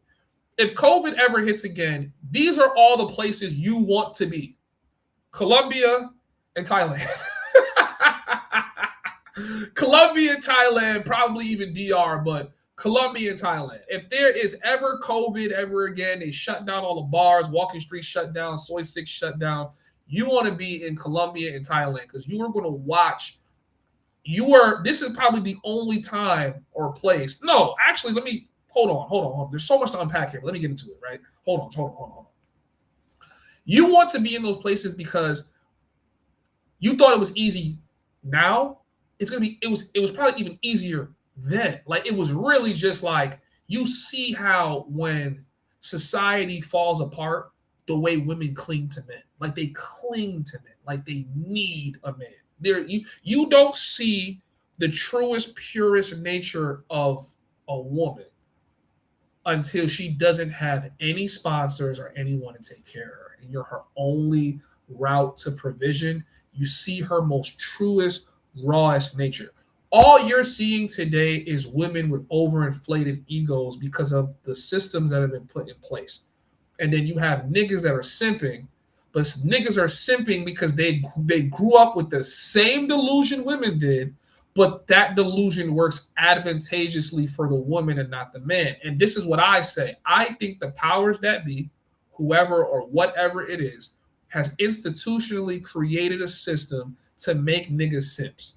And because they knew that making niggas simps and giving women sexual liberation would destroy the connectability that a woman and a man can have to start a family, you then destroy the family structure. And then once the family structure gets destroyed because the man can't lead and the woman doesn't want to follow, right? People overall are easier to control. And you're seeing this happen all over the world. Family structure has already been pretty much decimated in a lot of these other third world countries, but you're watching it become even more decimated in the States. Now, some families, right, they have learned to function even with this going on, where men have to accept the fact that their wife or their daughter has to leave the village to go to the city to go try to extract money from foreigners because that's the only way they're going to survive. But these women stay loyal to their families, right? The women in the West don't. If the West ever saw a situation in which like the women needed to resort to that, they don't even have family to connect with. They don't have family that would support them, make sure they could. At least during the pandemic in Thailand, a lot of these bar girls were going back to their villages to go stay with their family. A lot of these women would have nowhere to go. They would have nowhere to go. She don't talk to mommy no more. She don't talk to her dad. She don't do like it would just be bad. It would be bad. So during the pandemic, a lot of women were fucked up. Okay. First of all, there's no bars, there's no clubs, you can't really go to restaurants. Pandemic was the best time in history to get some pussy. I'm gonna say this right now. Like from the last 10 years, the pandemic was the best time because you didn't have to go on dates. If a girl was forcing you to take her out on a date during the pandemic, should have blocked her ass. Just block her. Girls was pulling up to the crib off the text. Yo, you know we can't go out. You might as well pull up and watch Netflix here. All right, I'm coming. Nigga, pandemic time? Yo, where you at? Yo, shout out to my guy Eric for the $7 Cash App. I appreciate you, my G. I'm getting breakfast with y'all Cash App chat. So bless the boy and send it in, man. We got $12. Who can send me like 10 more? I'm getting some breakfast this morning. Something nice, right? It was the easiest time in history to get some box because everybody locked up. Can't go outside. Can't go nowhere. Not a world back to normal. I need a nigga to do this. Like, yo, we live in the Matrix for real. Wait, so you're telling me if you push one button on the Matrix keyboard, women go back to not requiring all this stupid shit to give you pussy they was already planning to give you. Remember the story I told you guys about the girl that wanted me to take her out to go get nachos because she didn't want to just like get cracked. Like she wanted to like at least take me to get something to eat first. And I take her to get something to eat and she literally doesn't even eat. I just like, you just wanted me to go through the procedure. I'm taking you to get food that you didn't eat. You didn't even pack it to take with you. You just didn't eat it. To give me some coochie you was already going to give me. Huh? What?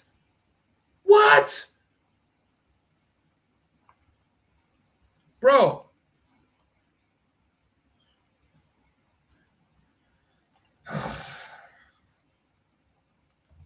Guys, we are cooked. We are super cooked. But the only way to not be cooked is we have to talk about this shit. And you guys got to take action. Okay? You got to stop simping. I have to stop simping. We have to fight the simp game. Some women are just going to be too bad and they're going to get what they want regardless. But on a mass scale, chat, you got to start looking at women from head to toe and ask yourself, what does this woman give back to me? And if she gives nothing back to you, there really is no value for investing in this woman. Stop investing in these hoes, bro. These women in these hoes, stop investing your energy into them because you're making them believe they are more valuable than what they is.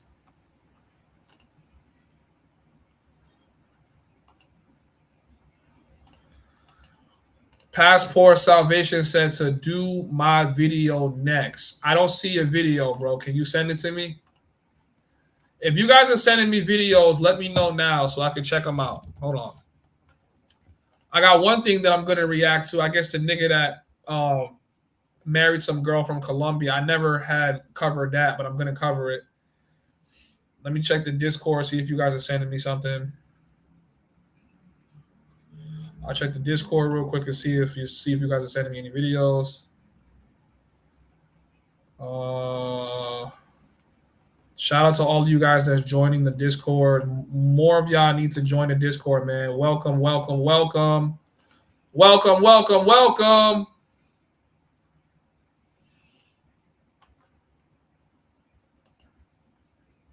Let me see.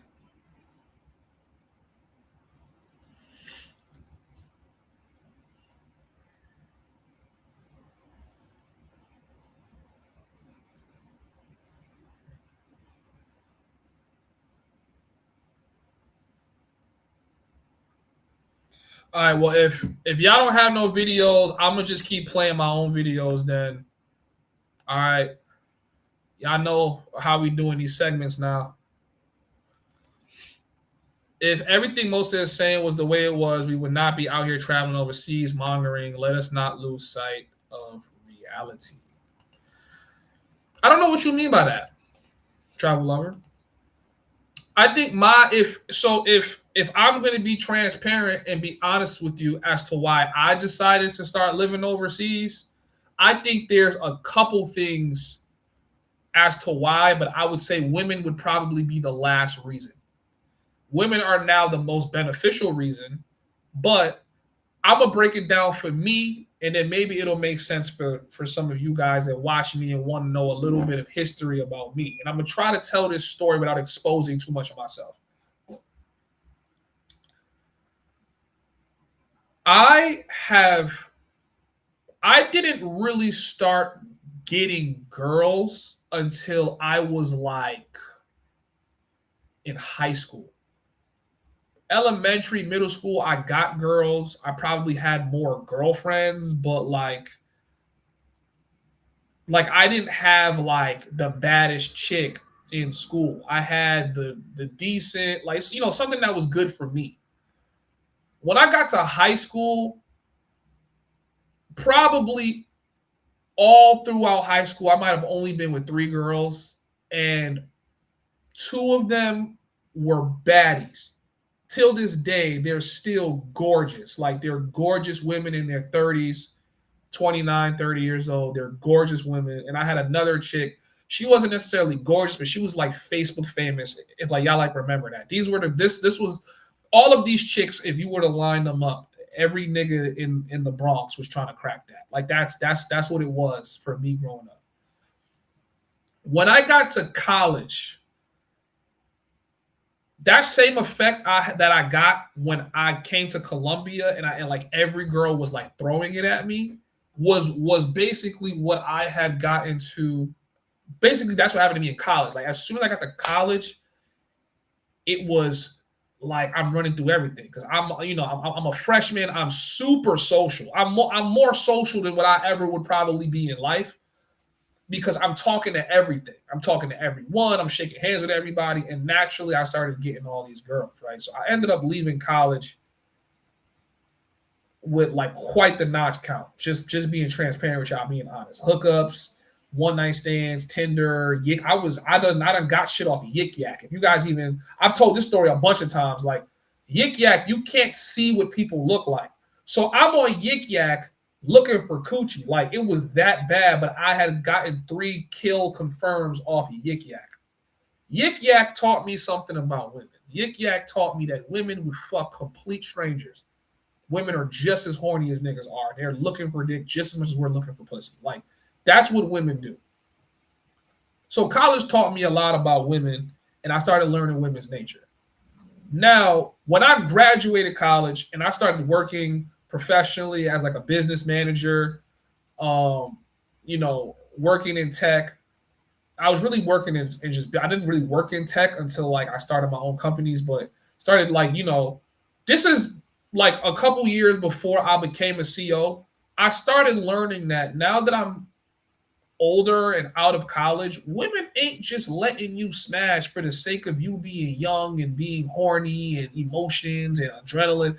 They're not really letting you smash for that no more. They kind of want you to court them. They want you to take them on a date. They want you to like provide more effort than what I've ever had to provide in college. Now, keep in mind, I'm coming off college where I'm dorming on campus. So for you to get coochie, all you need to do is just appear at a girl's dorm. Y'all can be chilling, playing Uno. She's already giving you the vibe, hey, you can sleep over. You don't have to go back to your dorm. That's an automatic you're going to kill. Like, that was off the rip. You know what I'm saying? Like, that's how it was in college. You just needed to exist, and you got some buns. Some girl, like, you didn't have to do the courting thing. You didn't have to be the flyest nigga. You didn't have to do the dinner dates. You didn't have to do that to get some. The girls were going to smash whoever they wanted to smash because virtually all of you guys are on the same playing field, and you're in college. So you didn't have to take her out on a date. What you needed to do was come through with a bottle and some weed so that y'all could both get litty, you know what I'm saying, and turn up. Or she could come over to study, you and her both in math class. You see the shorty with the fat ass. You try to see if y'all can study for the same math test. Yo, man, yeah, this math test hard. Y'all start studying and start turning into something else. That's how college was for me. That's why I think it's good to dorm, because I feel like you're going to learn that everything women do outside of just letting you fuck just for the sake of just pleasure is just pure manipulation. Like, that's it. So when I got older and I started needing to take girls out on dates, naturally, like now, like the quality of women starts going down because number one, I'm out of college now. So once you leave college, you're no longer the man. You need to get a job. You're now amongst women that have never been to college. They've been feeling like finessing, playing men. They've been doing what they're trying to do, getting dates out of niggas, getting flights. You're now back in that realm, right? You're no longer with the girl that's trying to aspire to get her degree. You're with the girl that has probably never been to college, might have not even finished high school, but she's gotten by because she has a BBL, right? So you start realizing these women want all of this extraordinary shit to give you the same coochie you were just getting for existing in college. This is the heartbreak mode of when you graduate college and you leave high school, when you start realizing that now women are not fucking for pleasure, they're fucking for leverage, right? So she wants leverage in every situation she's in because, you know, we live in this era where it's hypersexuality, sexual liberation. Women realize that they can fuck whoever they want. Why would she only fuck a dude because he has a dick and balls? She's going to fuck a dude who probably can do something for her. And then she's going to also fuck the dude who she genuinely is sexually attracted to. So you start realizing as a dude that that's what you're dealing with when you're back in the marketplace. And at this time, I'm pudgy. I got dreads. You know, that's not to say I'm not a good looking dude, but I'm not like top of the food chain. Like, you need to have a liking for the kind of nigga I am before you just like me, right? So I'm not getting the bad, sexy ass girl that I was getting in college all throughout college, right? I'm getting these regular mid-tier Johns. Some of them was bad though, I ain't gonna lie, but I'm getting these pretty, like, on average, I'm getting these pretty regular mid-tier Johns. Some of these Johns I'm getting, they fucking chopped. They big girls, like they, but they still expect the same shit. Now, some girls that I had met, they're just gonna go, right? They're just going because they're like, fuck it. But none of the girls that's super going are up to standard. Like, I wouldn't be caught dead with one of my exes with, if I was to be walking around with some of these chicks and my ex saw me, I would be ashamed of myself. So it was like, yo, I don't like what my like quality has dropped to now that I left college. Like, I don't really like that, right? So now I started realizing for me to get some of the baddies, because, I'm like going to Miami and, I'm with a baddie now. I'm with a, I wouldn't even call her a baddie. She just looked good. Like, she's not a baddie. But the girl that just looked good, nice petite body with the wagon, I'm taking her to $100 brunch. I'm taking her to $100 brunch. And I still got to do the most to get the coochie. She looking at the hotel room like, why didn't you get the pet suite? Oh, you pulled up on me in a RAV4. I can't remember what car I pulled up on her on. It must have been a RAV4. I pulled up on her on a RAV4. She like, oh, I thought you at least had a sports car. Now, I'm in Miami. And I'm looking at this bitch like, do you even have money to be talking like this? Now, I'm out of business management and tech. I'm now, I think I'm working inside law enforcement at this point, right? So when I start working inside of law enforcement, I'm also doing my tech company. So my tech company getting grants, I get contracts. I'm making good bread, right? I'm touching six-figure money. But I'm very frugal with my money. I'm not going to just go get a fucking sports car now. I just want to always make sure I got bread on me. So now I'm dating and I'm realizing that I'm making more money than the majority of the women I'm dealing with, especially in Florida, right? And I realize I'm making more money than the majority of the niggas in Florida. So when I go out somewhere, unless he's a drug dealer or a trapper, I know I probably have more money on average than most of the niggas in here. Now, that's not to say when I'm not comparing myself to the rich niggas and you feel me? I'm talking about regular dudes that's coming into Miami, not the guys that live there. And I started realizing that these women are the same quality women I was running through in college. Maybe even some of them are worse. Some of them are a little better, right? They're a little more done up, right? BBL'd up, some of them. But I have to do significantly more. And the only thing I'm going to end up with is a girl that's fun to have sex with. Like, I can't build a legacy with her. There's no marriage. She probably got other niggas. Like, there's a bunch of, there is a bunch of shit that just doesn't make sense to me. So I start saying to myself, yo,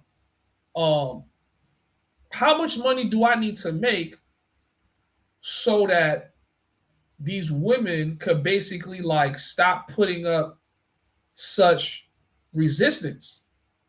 Like, even though when I'm in Florida, I'm getting it easy, I'm not getting it from the quality I want. So that's I'm trying to address the reason why I like being overseas. It was never a lack of women. It was really, as it pertains to women, like I said, women is still at the bottom of why I chose to come and live overseas. But if we're just focusing on dating women, that's what I'm talking about right now. As it pertains to women, the quality of woman that I'm able to obtain as a nigga that's touching six figures, I didn't like it. Like, I would have girls that would come through and I, first link up, yes, knocked it out the park, but she don't look like what I'm accustomed to. Like I said, if any one of the Johns I had in the past saw me with some of the Johns that I was with at that time, they'd be looking at me like, ew, like, you could do so much better than that. Like, why are you settling? And it's like, as a dude, it's like, yo, at this point, I'm just taking what I can get. And it doesn't really make sense because a lot of these chicks that want me to do the most, like, I remember one chick, I hit her off like Facebook dating. And at the time I was staying at my boy's house. This was before I started as a CEO. This is like just before I became a CEO. And I wasn't up. Like, I was pretty much broke, but I still had all my shit together, right? I had a car, I had everything going on. I still had Bitcoin money. Like, I was decent, but I was still broke because I was looking for a crib at that time. And I hit her on my airbed in his living room. And I remember her using that against me in a conversation about how I had an airbed. And she was on some shit like, you some bum ass nigga, you want an air mattress, yada, yada, yada. This same girl, I was pulling up to Checkers in the drive-thru. This same bitch is working the drive-thru at Checkers. She don't even have a car. You don't have a car. You don't have no bread. You're working at Checkers. I didn't have a job at this point, but I wasn't going to go work at Checkers. The fuck? I got a job lined up for me. I'm about to start making this bread. I got some tech contracts in the works at the time. None of them hit. But I still got my Bitcoin money that I'm living off of, right?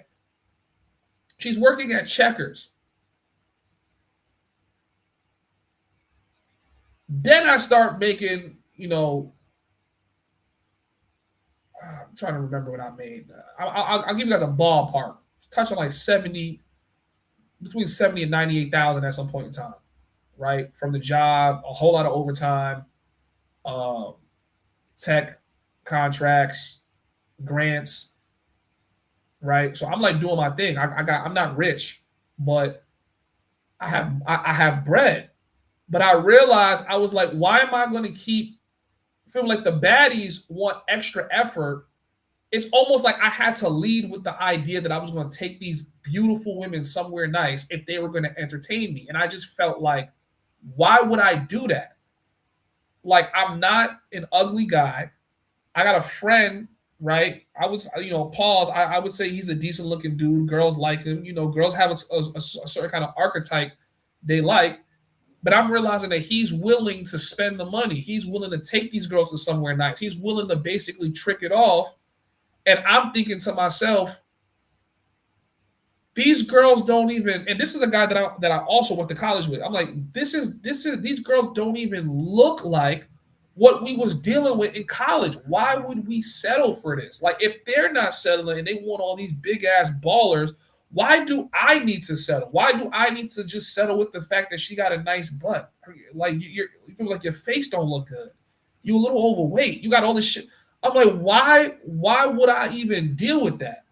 So for me, over the course of time, I'm sitting there like, obviously at this point in time, I should have also accounted for the fact I went to almost 280 pounds. So I didn't look my best. My teeth weren't fixed. So for me, at this point in time, I'm thinking it's strictly on some like, man, why do these women feel so unattainable? Like, why does it feel so much more difficult for me versus when I was 19, 20, 21, 22? I'm going 25, 26. Certain girls are into me and I can still get women, but I'm not getting the women out. Like, I want the gym baddie. I want the gym baddie. Like, I want that. That's what I want, but I'm not getting the gym baddie. I'm getting the you feel me, the nice little vibe over here with the fatty, but she's a 4. And I'm like, I don't. Basically, I wanted something that was more than average. Then I discovered the travel game. I really discovered going to DR. So I planned my trip to go to DR because I'm like, yo, I just want some shit. This is all carnal. I'm just being real, child. I'm like, I just want some shit that looked like it came out of Starlets. Like, that's what I want. These other chicks I could hit, whatever, and because at this point in time, I'm going to the club like every other weekend, and I'm getting numbers, I'm getting chicks, but they just like, you feel me, like, especially where I lived in Florida, there wasn't a lot of good-looking chicks. So as a nigga walking around Florida making almost $100,000 a year, and I'm dealing with mid bitches that don't even make $13 a fucking hour, I'm like, bro, I'm not putting up with this shit. And then when you go to Miami, you taking bitches out on $100 brunches. I'm like, nah, bro. Something isn't adding up. At no point did I account this to the fact that I was a fat fuck, right? But I said, nah, let me go to DR. And then I booked my ticket to go to DR. I was going to go to Santo Domingo because I was hearing that, I could like probably find some girls out there, whatever. And I don't know what it was. Colombia came up. For some reason, Colombia came up. I don't know how it came up, but it came up.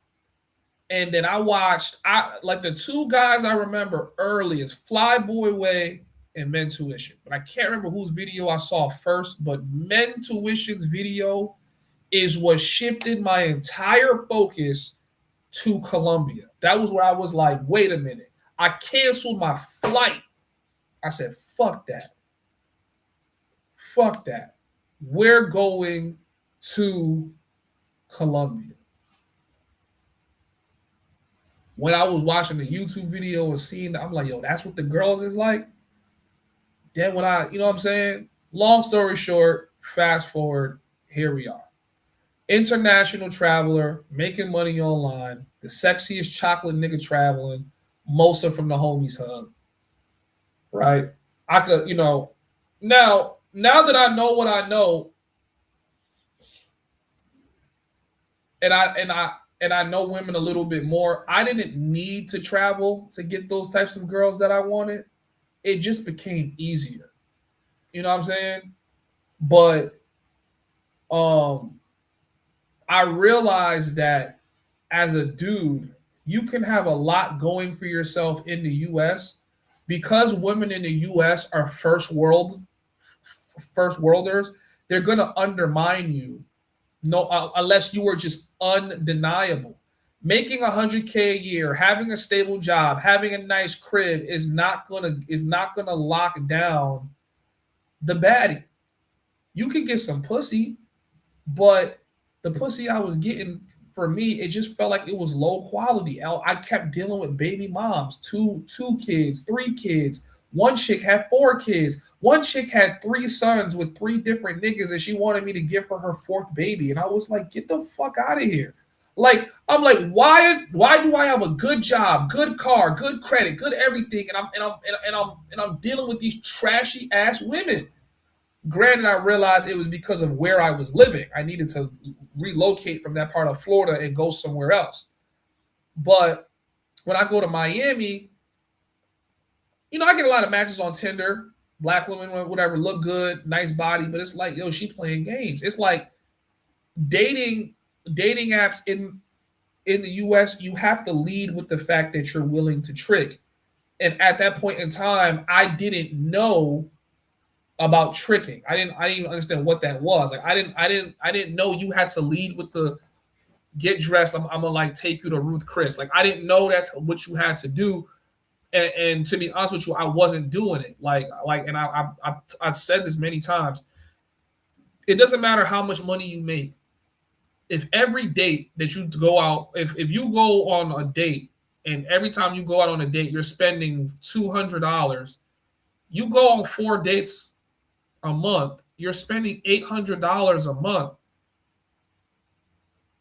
and you're not guaranteed the coochie on any one of those dates.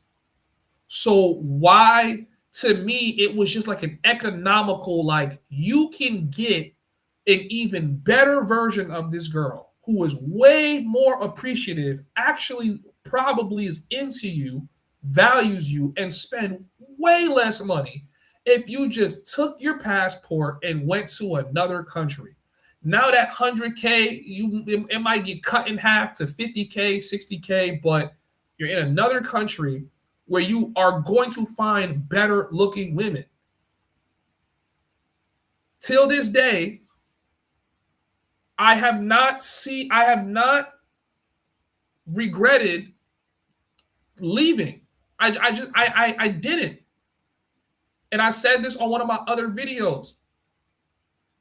Dating has turned into sex work and leverage. These women are just trying to leverage the fact that you as a man need to pursue them to make you waste your resources. And the most you're going to get from this situation is you might fuck. You might fuck a few times, bust a couple nuts, but you better not get her pregnant, child support.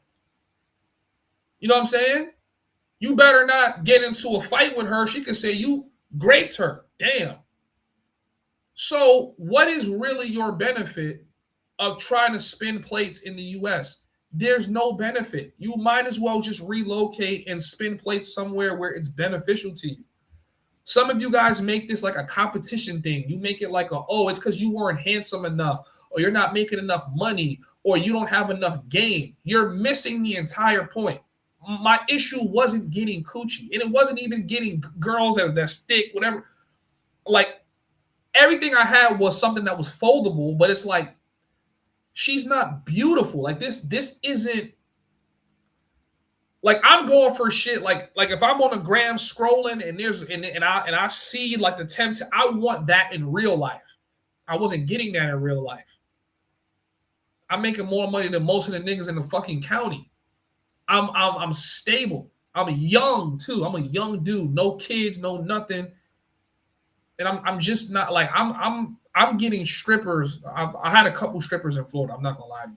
But I'm getting strippers that's not even cute in the face. They just got wagons and they got like 3 kids. I'm like, bro, that can't be my life. Now, granted, I ain't gonna say coming overseas is better, right? Because you're dealing with the same shit. You got an even poorer chick with kids and a family. But the only difference is that she looks way better. And I'm just gonna be honest with you, us niggas, we are really pitiful. We are pitiful human beings. We will tolerate the same bullshit as long as shorty look better. There is certain shit we will not tolerate from a 4 that we'll tolerate from an 8. And I'm like, listen, if I'm going to be dealing with single mamas and any drama and any problems and them trying to ask me for gas money, I might as well just go fuck with a bitch that looks good.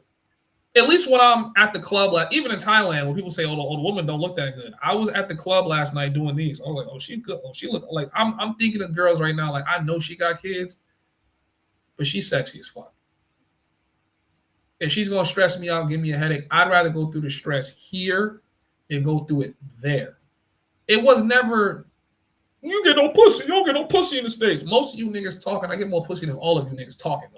Like stop it. Like I'm on a whole different level. Like I'm not talking about whether I can get coochie or not. My problem was I want this girl to look a certain way. And the girls that look like that, I'm either not seeing them, I'm not running into them, or they are requiring me to do the most just to get their attention. I said, bro, I'm not doing that. Like I'm not. It's not like I'm some broke nigga trying to get. I'm like, yo, I'm making almost $100K a year. My credit's straight. I'm driving a good car. I got a good, safe job. I got no kids. You should be coming to me. Fuck you mean she should be coming to you? There's a nigga in Miami with a super yacht and a six-pack that she can go to. Why would she come to you? And once I realized that that's what it was, you as a hardworking man, no matter how much money you make, no matter how straight your business is, you will never be appreciated in the U.S. You just won't. You won't. Because the women are at a level there where they're so delusional, they all believe they deserve the same type of nigga. But overseas, that's not the case. Because you're better than most of the men that's walking around because you have the money. Also, when they're on TikTok looking at rappers and comedians and streamers and they meet you, they assume because you look like those niggas, you're them. So instantly, even if you're not throwing money at girls when you come overseas, they just like you because of the culture you come with.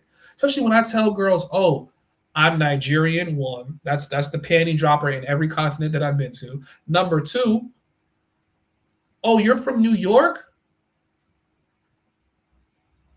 Instantaneous coochie, bro. Instantaneous coochie. Now, when I go back to the States, can I pull some nice shit? Absolutely. I got a couple nice things lined up in the States and things like that. But you feel me? Like, it ain't going to be on the frequency like it is overseas. If I was to go back to the States, I'd probably have one little nice shorty, and I'm going to be forced to cuff her ass because I'm like, I can't pull this on a constant, consistent basis. It's not that I can't, but you have to do so much more effort. And I think that's the biggest thing. It wasn't that I can't bag a baddie.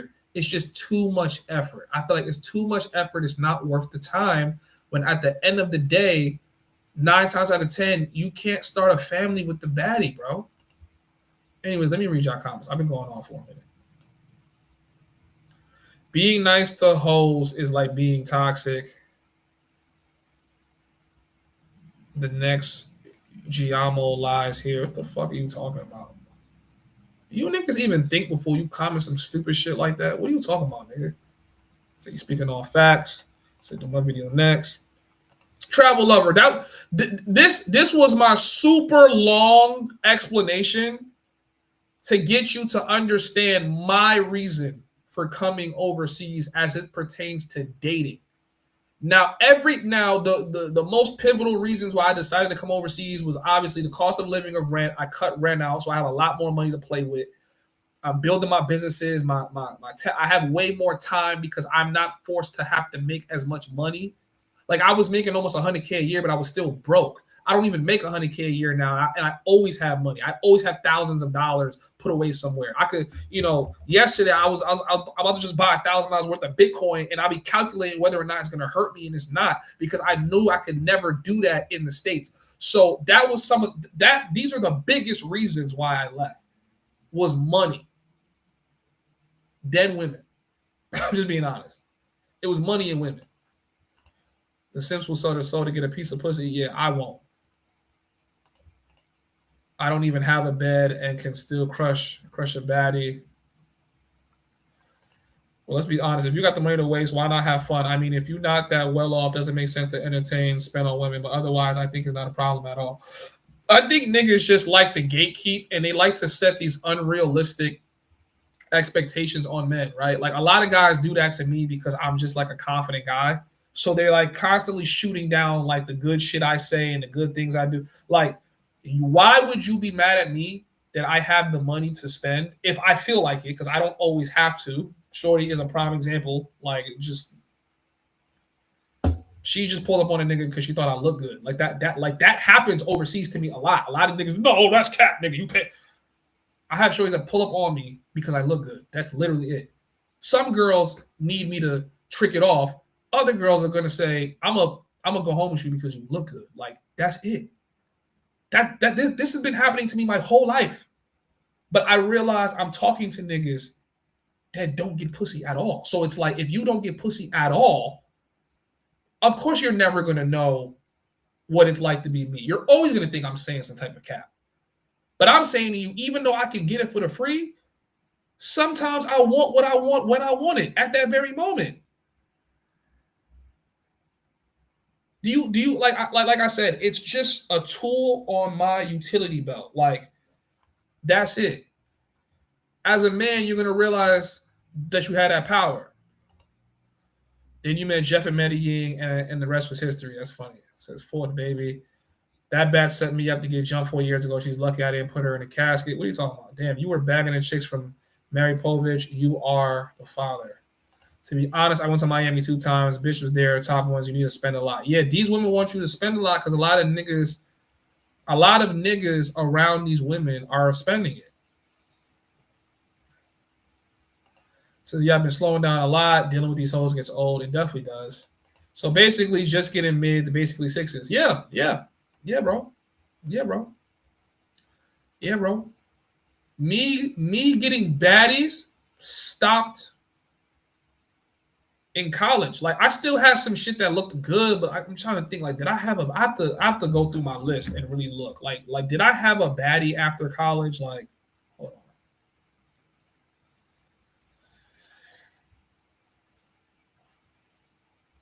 I graduated college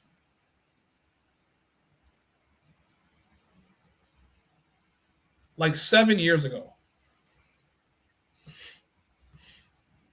I'll tell you right now, I don't have to cap.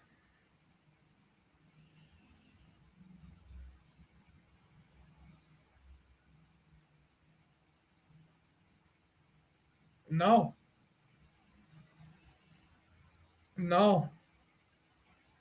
I had foldables.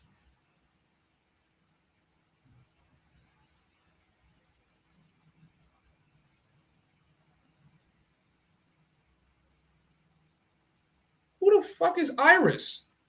See, I have names on here that I don't even remember. I had if I bring up a couple chicks on here after college, you guys will say, "Oh, nah, that's cool, that's nice," but it wasn't what I wanted. I have high standards. I want the bad bitch. I want some shit that niggas go, damn. Well, fuck niggas. I'm talking about me. Like, some shit I go, damn. Like, I wanted one of those, and I wasn't getting that. I wasn't. I had that in college. Oh yeah. I mean, if I go up to college slides, it's a lot of, oh shit. Oh god. I have a lot of chicks that I was with in college in my early 20s. They look good. Like, I know they look good. They look even better standing next to me. But I know they look good. But after college, that just slowed down. Now, when I started traveling and losing weight, and I'm still kind of big, but like, once I started going to the gym more and getting tattoos and fix my teeth, now it's a little different, right? Like, I pretty much can pull anything anywhere. You know what I mean? But it's also because my confidence is a lot different being overseas. Like, I see the shit I've already had. So if I got to Miami and I seen some shit that looks like some shit I had in Cartagena, I'm no longer like scared to approach her. I'm gonna approach her the way I'm gonna approach her. If she's not feeling me, she's not feeling me. I don't lose nothing because I know that option to go to Cartagena is always there. You know what I'm saying? Like, I know if she's not feeling me today, she'll be feeling me tomorrow. I know I don't have to buy into her lies of taking her out for a drink. I don't need to tell her. We don't got to do none of that. If we go out to drink, it's because I want to go out to drink. It's not because she wants to go out to drink. It's because I want to go out to drink. Instagram makes these chicks Delusional. Yeah, it does. Yeah, I ain't gonna be a trick to these hoes. I don't care how pretty they think they are. Once I hear dudes talk about baddies all the time, especially you black pill. Okay, I can't put that up. Yeah. There is a lot of dudes that emphasize the fact that, oh nigga, you was submit, and I'm like, bro, if you're gonna deal with bad women, you're gonna be tricking. Like, is there, you can't do anything about that. Like, you're gonna trick. Maybe she gives you the buns once or twice, maybe even three times, and you didn't have to spend nothing, but she's never going to be your girl because she's going to be spending most of her time looking for the niggas with money. If you are a guy that's giving a girl money, you taking care of her, you financing her, she's going to be yours up until that money stops coming in, and then she's going to go off to the next nigga. So I just, I feel like I start to understand, like the space I'm in when it pertains to me talking about women and travel is I'm dealing with a lot of men that don't get pussy. They've never gotten pussy. If there's anything you can understand from my life story dealing with women is that I've gotten a lot of pussy to the point that I started chasing like carnal vain goals. Like, I want Instagram bad bitches, and I'm not getting that. I make 100K. How come I can't get the IG baddie? And it wasn't that I couldn't get her. I just wouldn't run into her. So I'll find something that's a little lesser than an IG baddie, still nice, still thick, still pulling in likes and shit on the gram. Sorry, but she wants me to take her to $100 brunch, and she don't feel obligated to give me no box after I spent $100 on brunch. And it's like, okay, so what do I need to do to get the pussy? Like, I'm not really like this was so much easier in college. I would just need to exist, and you would have already gave it to me. Now that I'm outside of college, oh, I get it. It's a whole nother dynamic in game. Your game is extract, and give nothing. Us as niggas, we have to keep giving, and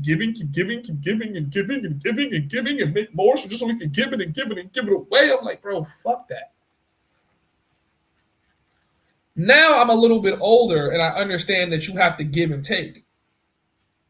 And you got to find women that understand reciprocity, because a lot of women don't respect it.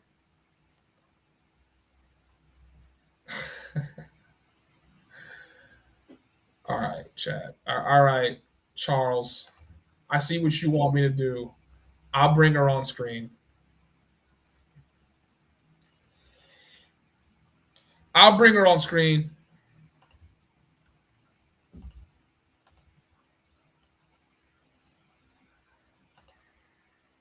All right. Hi, this is me, Pretty Parfan. What's your name? My name is Savi. How old are you? I am 27. Are you single? Yes, I am. Ooh. Do you date ฝรั่ง? Yes, I am. What do you looking for? Looking for like loyal man, honestly, sweet, and forgiving. My Instagram name account Plon Supani.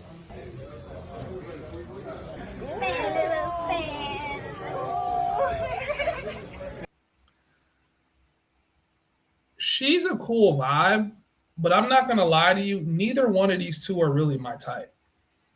She's cool though. Hi, this. She's cool. I see her a lot. You know what I mean? Like, if I'm being honest, the only reason I would ever go after her is because she's so popular. But outside of that, she's not really my type. Like, she's cool. I like her right here, like the shorty next to her. I like Ling Ling. Ling Ling is way more sexy than me. That's just me though. That's just me. But chat, I mean, like, I guess, like, what are we giving shorty? She's cool though. She's definitely the kind of girl I would do content with. She's cool. All right, chat. Drop your ratings. What you think?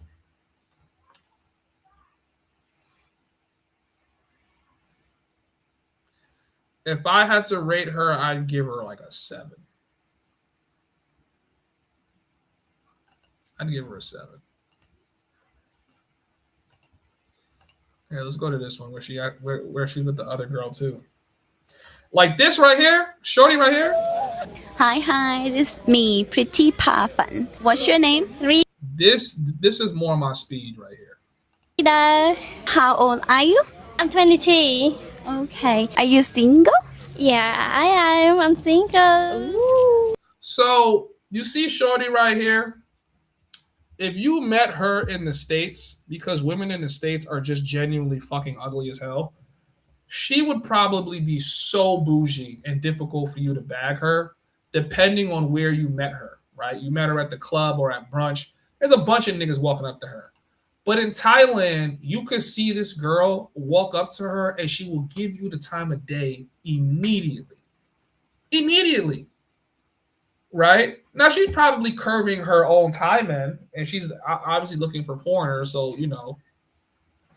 like the Thai man is suffering from the very thing we suffer from in our home country. Like it just shows women want aliens. I'm pretty sure if like an alien race came down from Mars and all these niggas were like 6'7" with 6-packs and billions of dollars, women in America would start sucking alien dick. Like that's literally what they would do. Because women always want some shit that they can't have. That is how I honest to God feel. So for us, to these Thai girls, we are the aliens. We are the have money, passport, black niggas, white niggas, Spanish niggas. I don't know what you guys are, right? Taller than a man, bigger than a man. And they're going, oh yeah, we want these niggas. Fuck our own men. We want these niggas. But a lot of these chicks, especially the ones that date black, like, see these two girls here? They're not traditional Thai beauty standard. Thai beauty standard, I'm going to show you guys what the Thai beauty standard is, right? Show you guys the Thai beauty standard real quick. Guys, if you guys are enjoying the stream, bless the Cash App chat. Send your boy a Cash App. Send me a super chat. All right.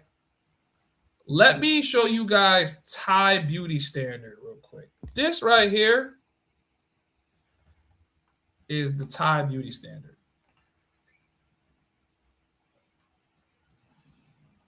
Something that looks like this. Let me go one of them.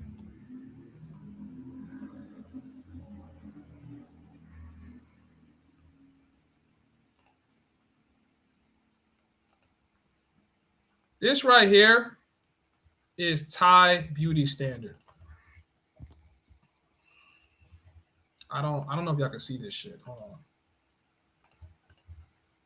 Nah, hold on. Y'all can't see. I'll show you again. Light skin, pale, skinny. Okay? That's why they bleach so much, because they want to be Thai beauty standard. They bleach.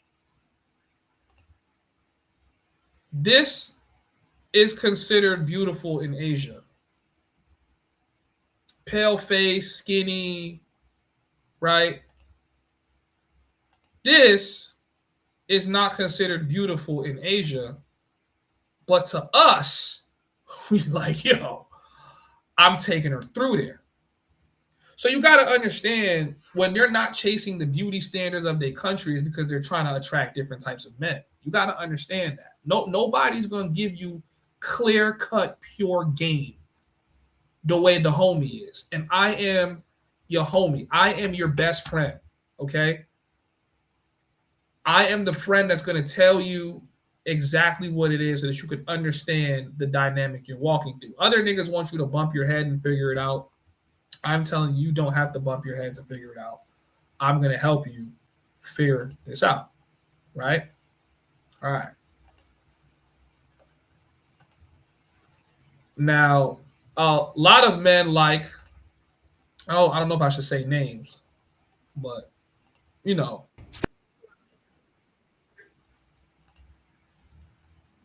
us as black men, what we did, what we like in Thai women is the absolute opposite of the beauty standards. It's the absolute opposite. So when they're not trying to look like the Asian beauty standard,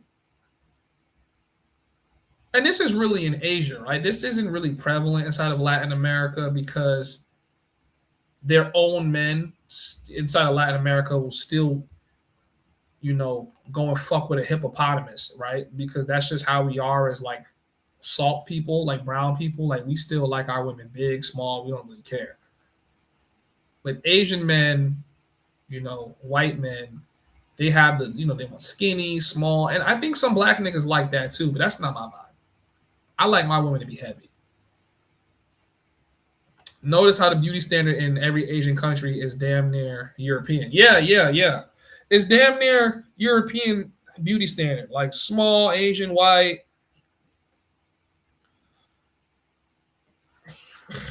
Thank you, Rana, for the super chat, bro.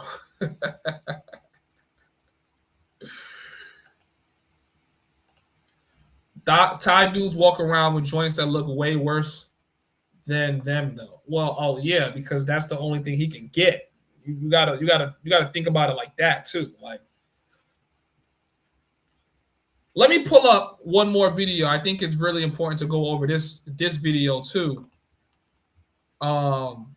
Shout out to Trey Bad TV. I wish I was here long enough for me and him to do a real like collaboration, but me and his timelines really just do not work out. But you know, maybe when I come back.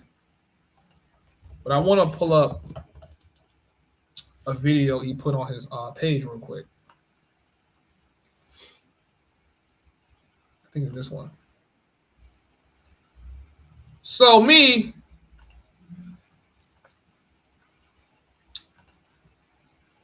listen, I'm not rich, but if Lil Baby doing what it do and she know how to hold it down, she could get whatever she need from me. She don't gotta go nowhere else. I'm here to give it to you. Give it to you. All right. Chat, hit the like button. Hit the like button. Bless the Cash App. Let's go, chat. You guys are enjoying the stream. We're almost 3 hours in. Support your boy. All right.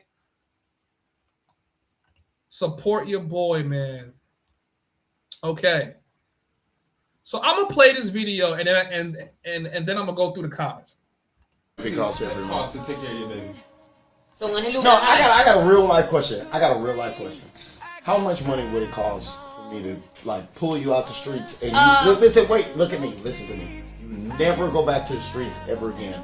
How much money I gotta give you every month? Month are like 12,000. That's not even bad. That's about 400, 300. Yeah, that's about $400. She said to take her out the streets, she would need 12,000 baht. Right? 12,000 baht is not even $400. That's $381.32. I thought it was going to be at least $400. $382. $381.32. Let's just round it up to $400. She said for her to get out the streets and stay with her man, it'll cost $400 a month.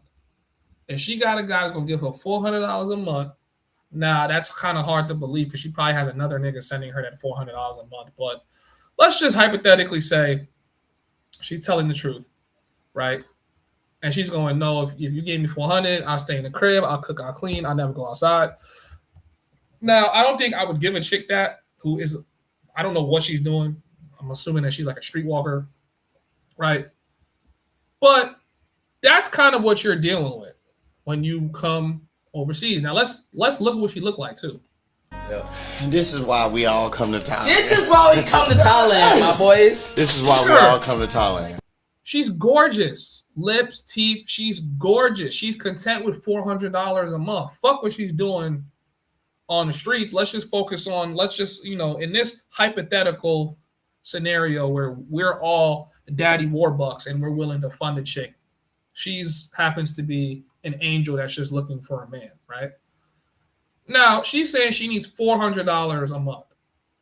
$400 is like right above, is like a little cushion above average here in Thailand. So she would be above average with $400 a month. And it's not even 400, it's really $381, right? Now she's saying she would be good. And there's a couple niggas, they have these conversations with girls out here in Thailand. Yo, how much would you need? You know what I mean? They go, all right, I'll give you this, I'll give you this. Now, me personally, I'm not doing none of that shit. If I'm gonna give a girl an allowance or money, she's here in the crib at all times. She goes nowhere. We're not in Pattaya. We're not in Bangkok. We're not anywhere where she's gonna be back outside. We're probably gonna be in some village town somewhere, chilling, traveling. You know what I'm saying? And she's really gonna be my shorty. I'm not renting. To me, you're just renting this bitch. But let's hypothetically say she's trying to be your wife. Give me $400 a month, and that would have been the equivalent of giving her daddy a cow, right? So she's saying 12,000 baht, she's straight. Just listen, just pay my rent. I need food to eat. I'm yours. That's what she's saying. $82. $382.10. $382. About $400. That's crazy. So if you have a place and the $382, your ass is. That's crazy. So you give her a room and then you give her some cash. You feel me? Okay.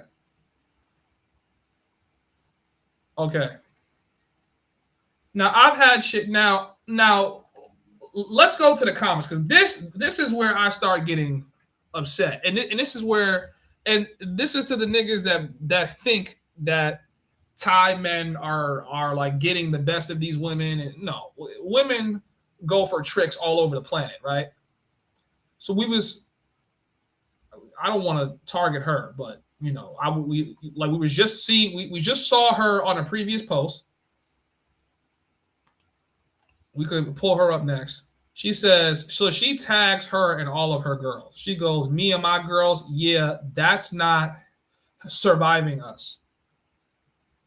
How the fuck is $382 not surviving you in Pattaya? She said, 400, man, that's not even covering my mortgage. Okay, so now we got to go to her page and see what she looked like to be talking like this. Your mortgage? Right. Looks like lifestyle. Right?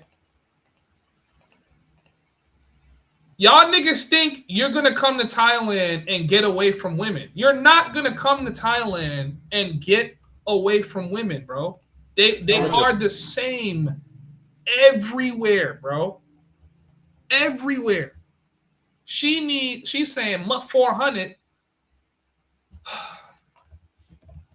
What is the average salary in Thailand per month?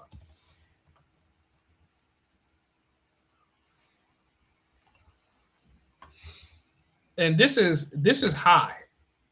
This is high. The average salary is 15,000 and 16,000 baht, about $450 to $470. That's high. There's people that's making less than that. Less than that. Right? So she's going out. These girls probably going out drinking, partying, going to Japan, going here. So how are they funding their lifestyles? They're funding their lifestyles because one nigga's going to send her, just send me $300 a month. I'll be okay. This nigga, just send me $300 a month. I'll be okay. That nigga, just send me $300 a month. I'll be okay. By the time she knows it, she's making $4,000 a month. $3,000, $4,000 US dollars per month off simps sending it in. These chicks go get tattoos, get their hair done, drink every night. They all get bottles, by the way. Now, one of the girls was telling me girls aren't buying bottles every night. She's saying some of those girls because in these clubs you could keep your bottle at the club, so it's like you could come back. But I'm like, I watch bitches down a whole bottle every night. Every chick that I see at a table is with a bottle this high, and by the time I come back around, a bottle this low. So they buy a bottle every night, getting their hair done every night, nails done every night. Oh, why are you checking women's pockets? I'm not checking your pockets, baby girl. You could do whatever the fuck you want to do. But what I'm saying is, as a man, you need to ask yourself, is this what you want to be dealing with? Now, a lot of niggas are going to go, nigga, fuck yeah.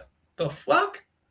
I make $8,000 a month. I'll give her a little $400 if she going to be booed up with me.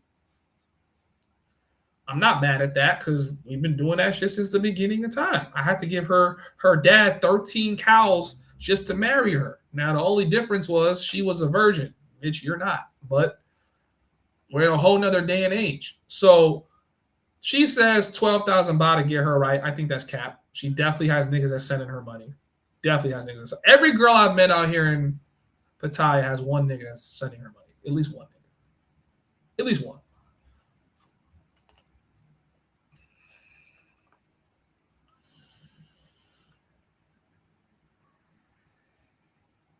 Do Thai women get BBLs? I haven't seen a lot of them.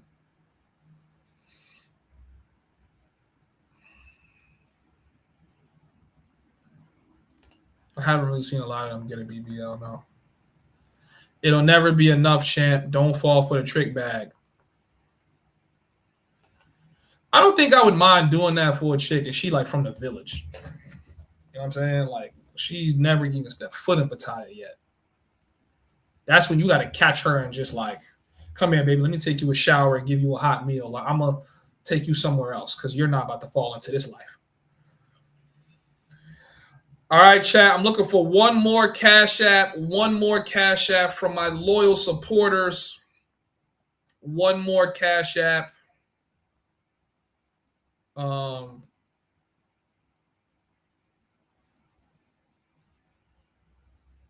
Send me any more videos you guys want me to go over. I'm just, y'all should know my formula at this point. We're gonna do a live stream. We're gonna react. We're gonna take segments of these live streams. We're gonna slice them up. We're gonna re-upload them. The channel's been growing lovely just doing that. So, you know, I'm happy with my channel growth. I do still have vlogs coming for you guys, of course. But I'm taking more time to edit some better vlogs. Shout out to Trey Bad TV. I'm not opposed to helping a chick level up if she's going to help me level up. I think at that point, that's reciprocity. I'm not mad at reciprocity. I don't care if I got to throw shorty some bread. Am I getting the money back? And that's one thing I like about Colombia because I'm getting reciprocity to some degree. But I think in Thailand, a lot of niggas are just cuffing shorties. They're just spending money to just have a girlfriend. And I think that that's an Asia thing.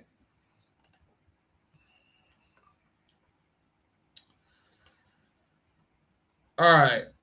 I want to pull up one more girl.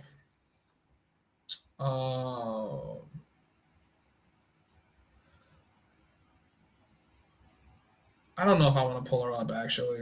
I might be giving her too much hype, and her head might get a little bit inflated.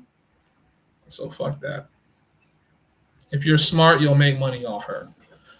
I mean, go and ask some of these other niggas that call me the biggest trick in the space. Like, they be like, yo, that nigga Mosa trying to parade and brag about paying for it. I'm like, wow.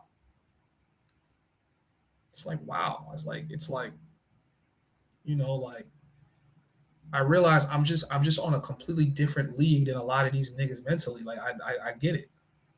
I have a YouTube channel that I get paid for every month.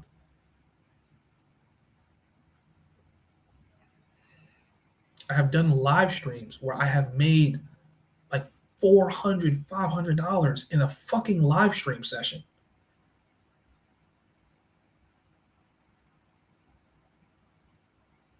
You mad because I broke bread with a bitch that just made me some money? Like, I don't understand you niggas. Like, y'all niggas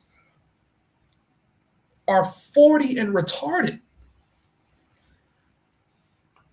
But I feel like at this point in time, what's understood does not need to be explained.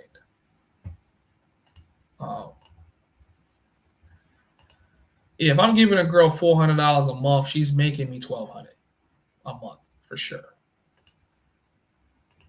She's making me $1,200. Whether she starts her YouTube page, she does a cooking channel, she's going to do something that's going to make me that money back for sure. For sure.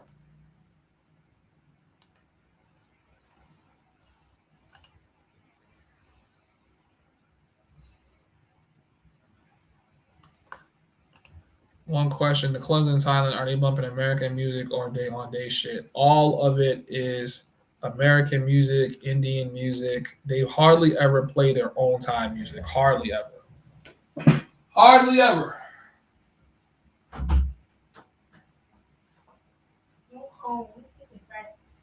I'm almost finished. Yeah. We thought you told me food. I said, whoa, don't come out. You got no clothes on. Okay. Wait. I'll bring your clothes, okay? Okay. Why, do you want to come shake some ass on camera? No. Come shake some ass on camera. Show the boys you got the fatty. What? I said, show them that you got the fatty. Big booty now. Big booty now. Big booty now.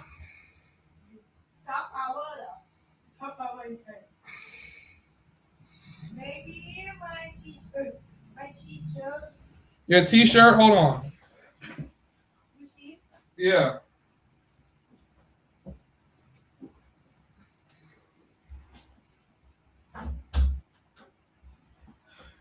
Where you going? You going home? You leaving? We have been coming one evening.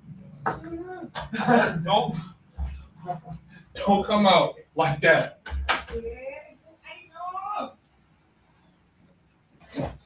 Knock before you come out. Don't come out like that. All right, chat. Well, if that's it, no more videos, no more Cash Apps. I think we're gonna end the stream here. I appreciate all of y'all for watching.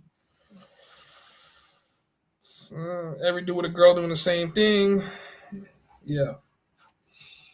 All right, chat. It's been real. I appreciate you guys. It's your boy. Peace.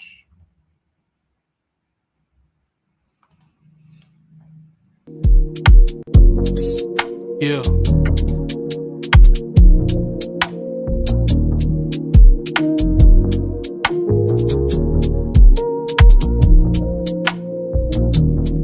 She know me as king, but today I told her she'll see me as sin or a God. Bow down, it'll give me your eyes. I come before you, but not as a mirage. To be the answer to all of your prayers. Get it now instead of waiting on later. Need a man that isn't stricken by greed. I'm only stricken when you get on your knees. Girl, don't pray for me, you can pray to me. It's blasphemous if you don't believe. Cause I bear the fruit, but not off the tree. But I bear the fruit to show you you're free. Don't pray for me. All the things you wanna say for me, you can say to me.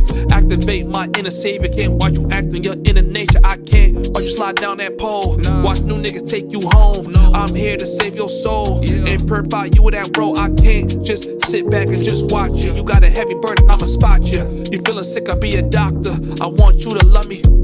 I want you to love me like a God that you ain't never seen. I wanna be to heaven you ain't never been. I wanna purge 11 that's been meddling. Life's a trip, keep you pedaling. Let my love just settle in. I write you letters in cursive. Just let me be the one you worship. Yeah, worship. You can pray to me, you can